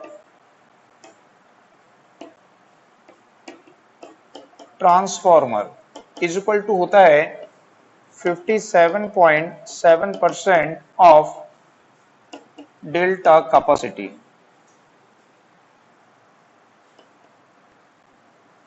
delta bank लिख देते हैं, डेल्टा बैंक कैपेसिटी। ठीक है, तो यहां पे जब ये डेल्टा बैंक था तो हमने क्या माना कि जब ये डेल्टा बैंक था तो इसकी कैपेसिटी कितनी थी, 30 केवीए। तो इस 30 केवीए का यदि 57.7% निकालें तो लगभग कितना आता है, 17.32 केवीए आता है। ठीक है, तो है ना, ये फार्मूला है कि कैपेसिटी ऑफ ओपन डेल्टा क्या होती है, या capacity of open delta bank क्या होती है। ठीक है, तो 57.7% ऑफ डेल्टा बैंक कैपेसिटी होती है। ठीक है, तो यदि हम मान रहे थे कि तीनों 10-10 थे, टोटल कैपेसिटी थी 30, तो अब कितनी हो जाएगी वो 57.7% ऑफ 30 केवी कितना आएगा, 17.32 केवी आएगा। आई बात समझ में। अब यहां पे यदि हम देखें कि अब ये जो ओपन डेल्टा ट्रांसफार्मर है, ओपन डेल्टा ट्रांसफार्मर है, इसकी जो रेटेड कैपेसिटी है वो कितनी है, 10-10 20 केवी है। बट क्या ये इसकी ऑपरेटिंग कैपेसिटी मिलेगी, नहीं। तो इसकी ऑपरेटिंग कैपेसिटी कितनी आएगी, बचे हुए दोनों ट्रांसफार्मर की कैपेसिटी कितनी है, 10-10 20 होना चाहिए, बट 20 नहीं मिलेगी। कितनी मिलेगी, वो बात समझ में आ रही है ना। क्योंकि हमने अभी क्या निकाला कि डेल्टा की कैपेसिटी का, अब इनकी कैपेसिटी कितनी है, डेल्टा की कैपेसिटी का कितना है, 57.7%।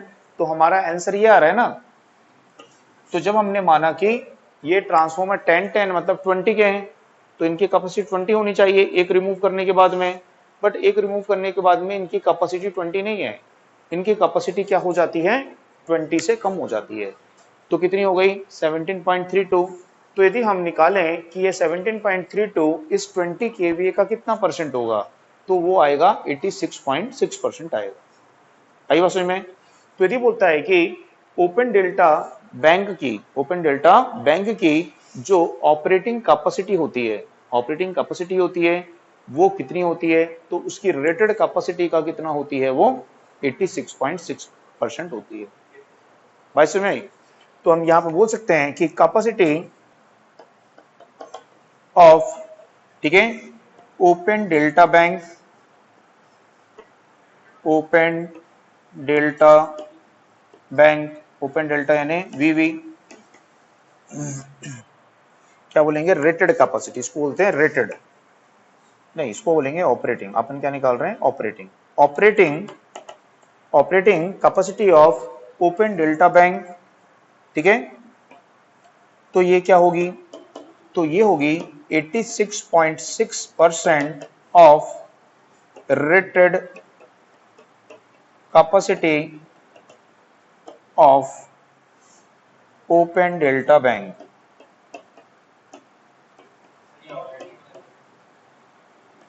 ठीक है, इसकी रेटेड कितनी है 1010, ये 10 केवीए इसकी रेटेड है, 10 केवीए इसकी रेटेड है। ये क्या हो गया, रेटेड कैपेसिटी हो गई। इस रेटेड कैपेसिटी का कितना आएगा 86 पॉइंट, यानी कि यदि हम 20 केवीए लेंगे तो ये 20 केवीए इसकी रेटेड है, और इस 20 का जब हम 86.6% निकालेंगे तो वो कितना आएगा 17.32 केवीए ही आएगा। आइए समझ में। तो ये याद रखना है, ऑपरेटिंग कैपेसिटी अब इसकी क्या हो जाएगी, ये एक्चुअल कैपेसिटी इसकी क्या हो जाएगी, जो भी इसका रेटेड है उतना नहीं मिलेगा, उसका 86.6 मिलेगा आपको, तो 20 का 86.86 मिलेगा। ठीक है, ओवरलोड ऑन ईच ट्रांसफॉर्मर, जो प्रत्येक ट्रांसफॉर्मर है उस पे ओवरलोड कितना होगा, तो वो होता है 73.2%, यानी कि 0.732 टाइम्स।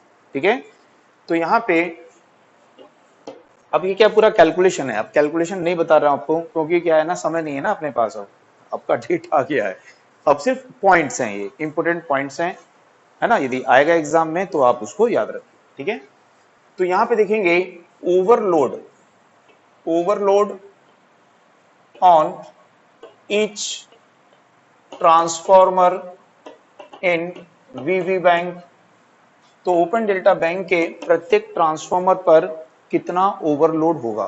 ठीक है, तो ये होता है 73.2% ऑफ रेटेड कैपेसिटी। तो उसकी जो रेटेड कैपेसिटी है उसका कितना ओवरलोड होगा, 73.2% उस पर ओवरलोड हो जाएगा।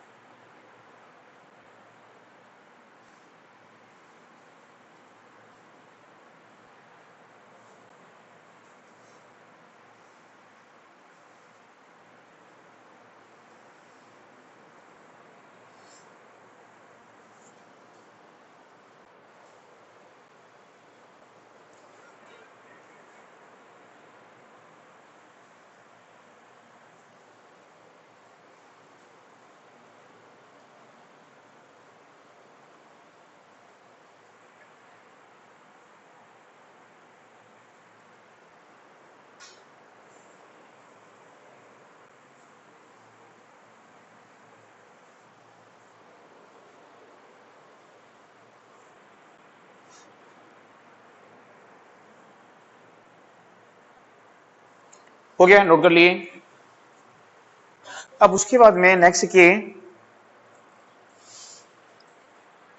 वीवी बैंक, वीवी बैंक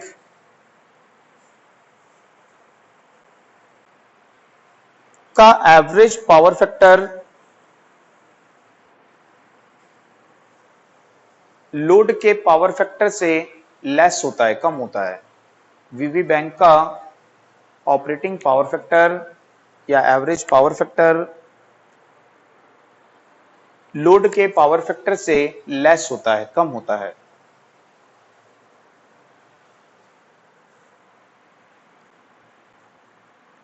इसका पावर फैक्टर, इसका पावर फैक्टर बैलेंस लोड के पावर फैक्टर का, बैलेंस लोड के पावर फैक्टर का 86.6% होता है, 86.6% होता है।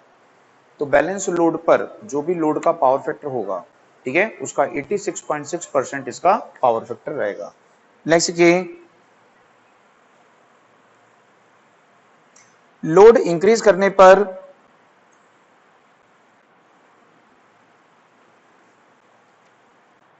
एंड अनबैलेंस लोड की कंडीशन में, लोड इंक्रीज करने पर अनबैलेंस लोड की कंडीशन में इसकी टर्मिनल वोल्टेज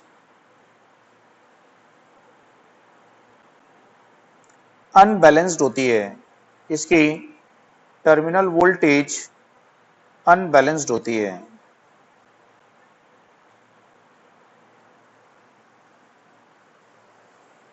ठीक है।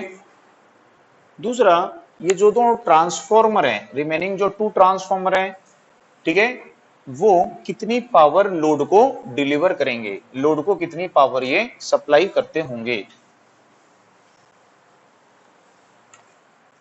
तो यदि हम देखें कि जो रिमेनिंग 2 ट्रांसफॉर्मर हैं, ये लोड को कितनी पावर सप्लाई करेंगे, तो power supplied by VV bank.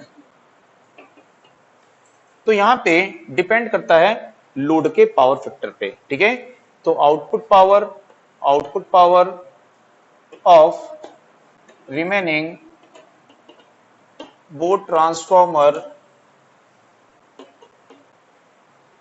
Depends upon the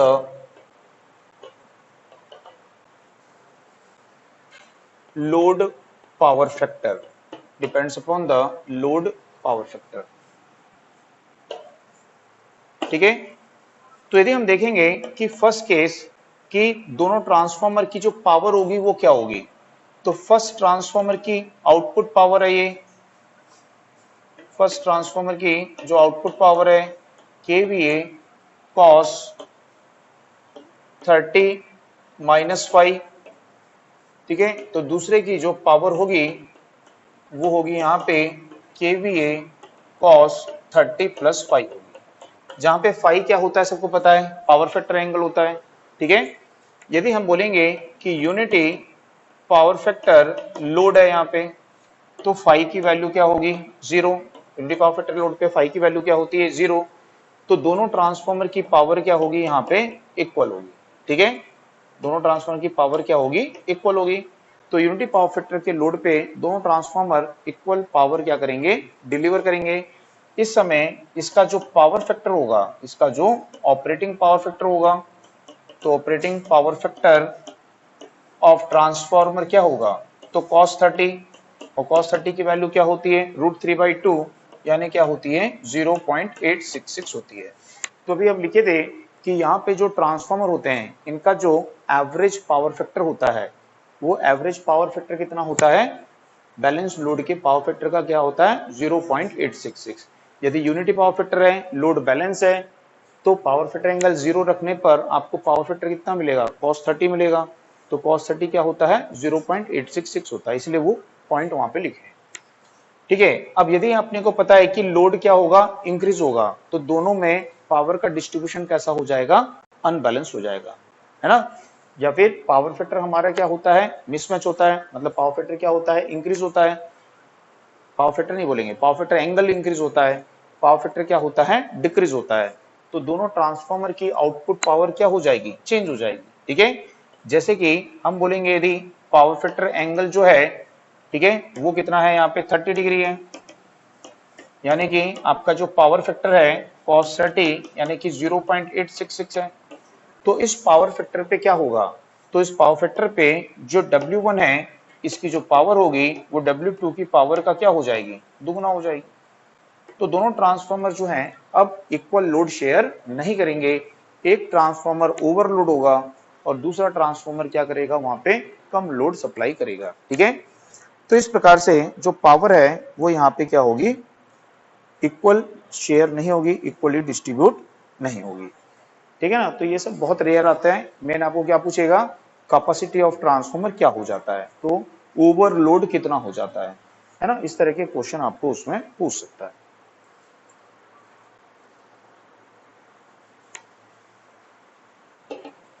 तो स्कॉट या टीटी कनेक्शन में क्या करते हैं, टू ट्रांसफॉर्मर का यूज करते हैं। जैसे कि ये एक ट्रांसफॉर्मर है, ये इसकी प्राइमरी है, ठीक है, और ये क्या है इसकी यहाँ पे सेकेंडरी है। अभी डायग्राम 1 मिनट के बाद बनाना। ये दूसरा ट्रांसफॉर्मर है, ये इसकी प्राइमरी है और ये इसकी क्या है यहाँ पे सेकेंडरी है। तो स्कॉट कनेक्शन में हम क्या करते हैं टू ट्रांसफॉर्मर का यूज करते हैं, ठीक है। अब ये जो टू ट्रांसफॉर्मर्स हम यहाँ पे यूज कर रहे हैं, यहाँ पे देखेंगे कि इसकी जो ये जो कनेक्शन है इसको हम इसके सेंटर पे लाके कनेक्ट कर देते हैं, यानी यहाँ पे हमने टेपिंग ली हुई है, ठीक है, इसको हम यहाँ पे लाके कनेक्ट कर देते हैं, यहाँ पे हमने क्या ली हुई है टेपिंग ली हुई है। तो इस प्रकार से स्कॉट कनेक्शन में यहाँ पे कनेक्शन किए, तो कितने ट्रांसफॉर्मर का यूज किए, 1 एंड 2, तो 2 ट्रांसफॉर्मर का यूज करते हैं। तो यहाँ पे एक ट्रांसफॉर्मर को बोलते हैं मेन ट्रांसफॉर्मर और दूसरे को क्या बोलते हैं, टीजर ट्रांसफॉर्मर। तो यहाँ पे ये जो ट्रांसफॉर्मर है इसको बोलेंगे टीजर ट्रांसफॉर्मर और इसको क्या बोलेंगे, मेन ट्रांसफॉर्मर। तो जिस पर टेपिंग ले रहे हैं, इसके सेंटर में टेपिंग निकाले हो, तो जिसमें टेपिंग लेते हैं उसको क्या बोलते हैं, मेन ट्रांसफॉर्मर, और जो लेता है उसको क्या बोलते हैं, टीजर ट्रांसफॉर्मर। ठीक है, तो स्क्वाड कनेक्शन में 2 ट्रांसफॉर्मर है, एक होता है मेन और दूसरा क्या होता है, टीजर होता है। तो स्क्वाड कनेक्शन में हम क्या करेंगे, यदि पूछेगा कि टीजर ट्रांसफॉर्मर मेन ट्रांसफॉर्मर पर कितने परसेंट पर टेपिंग लेता है, ठीक है, तो ये परसेंटेज टेपिंग करीब आती है 86.6%। कितने परसेंट पे टेपिंग लेता है ये, 86.6%। कैसे आती है उसको आगे देखेंगे बाद में, बस में, तो ये याद रखना है।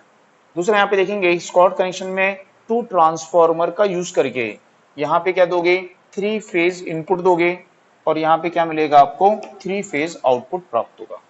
तो स्क्वाड कनेक्शन में 2 ट्रांसफॉर्मर को यूज करके 3 फेज इनपुट से 3 फेज आउटपुट मिल सकता है, या फिर इस कनेक्शन को हम इस प्रकार से कनेक्ट कर देते हैं। तो इनपुट में 3 फेज देंगे, आउटपुट में 1 फेज एंड 1 फेज, कितना फेज मिलेगा, 2 फेज मिलेगा।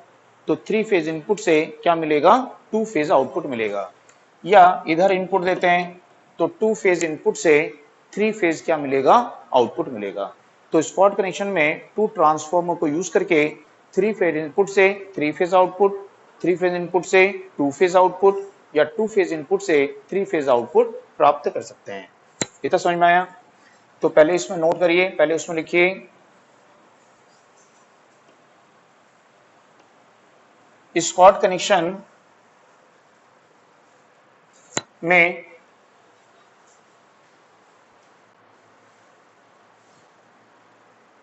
Main and teaser, squad connection में मेन एंड टीजर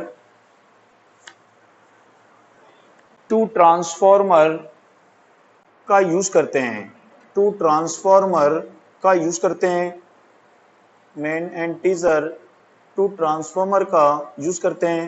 नेक्स्ट की जिस ट्रांसफॉर्मर पर टेपिंग लेते हैं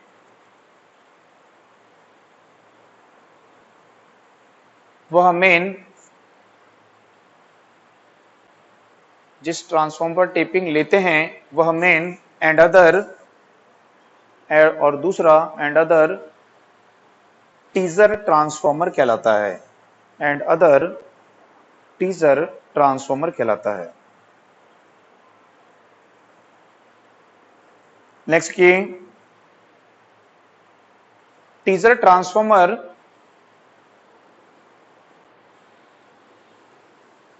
मेन ट्रांसफॉर्मर पर, टीजर ट्रांसफॉर्मर मेन ट्रांसफॉर्मर पर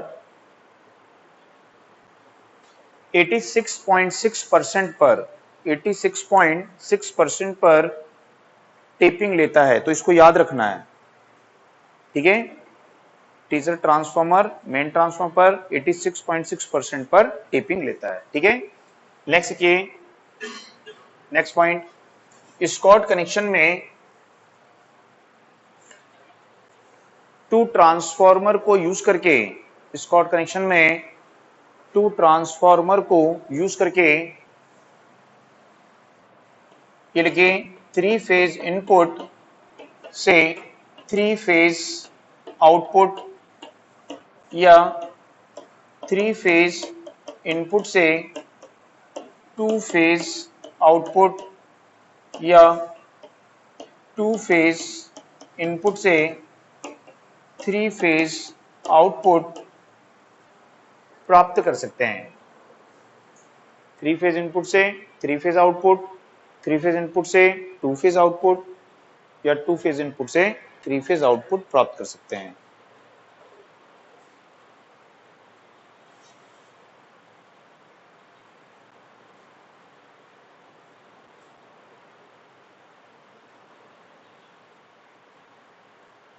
ठीक है, एक पॉइंट और लिख लीजिए, नेक्स्ट, टीजर ट्रांसफॉर्मर का न्यूट्रल पॉइंट 57.7% पर होता है। टीजर ट्रांसफॉर्मर, सॉरी क्या लिखे हैं, स्कॉट कनेक्शन में ना, स्कॉट कनेक्शन में न्यूट्रल पॉइंट 57.7% पर होता है। तो न्यूट्रल पॉइंट कहां पर रहता है, 57.7% पर होता है।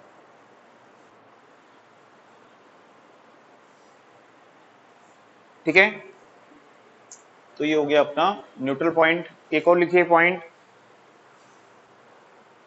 स्कॉट कनेक्शन का यूज ट्रैक्शन में, स्कॉट कनेक्शन का यूज ट्रैक्शन में करते हैं। स्कॉट कनेक्शन का यूज ट्रैक्शन होता है, ट्रैक्शन में यूज करते हैं।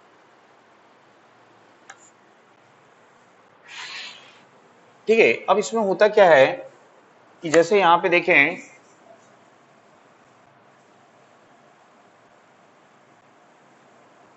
ये ट्रांसफॉर्मर है, ये मेन ट्रांसफॉर्मर है ना, और इस पे ये टेपिंग ले रहा है आकर, तो इसको क्या बोलेंगे हम, टीजर।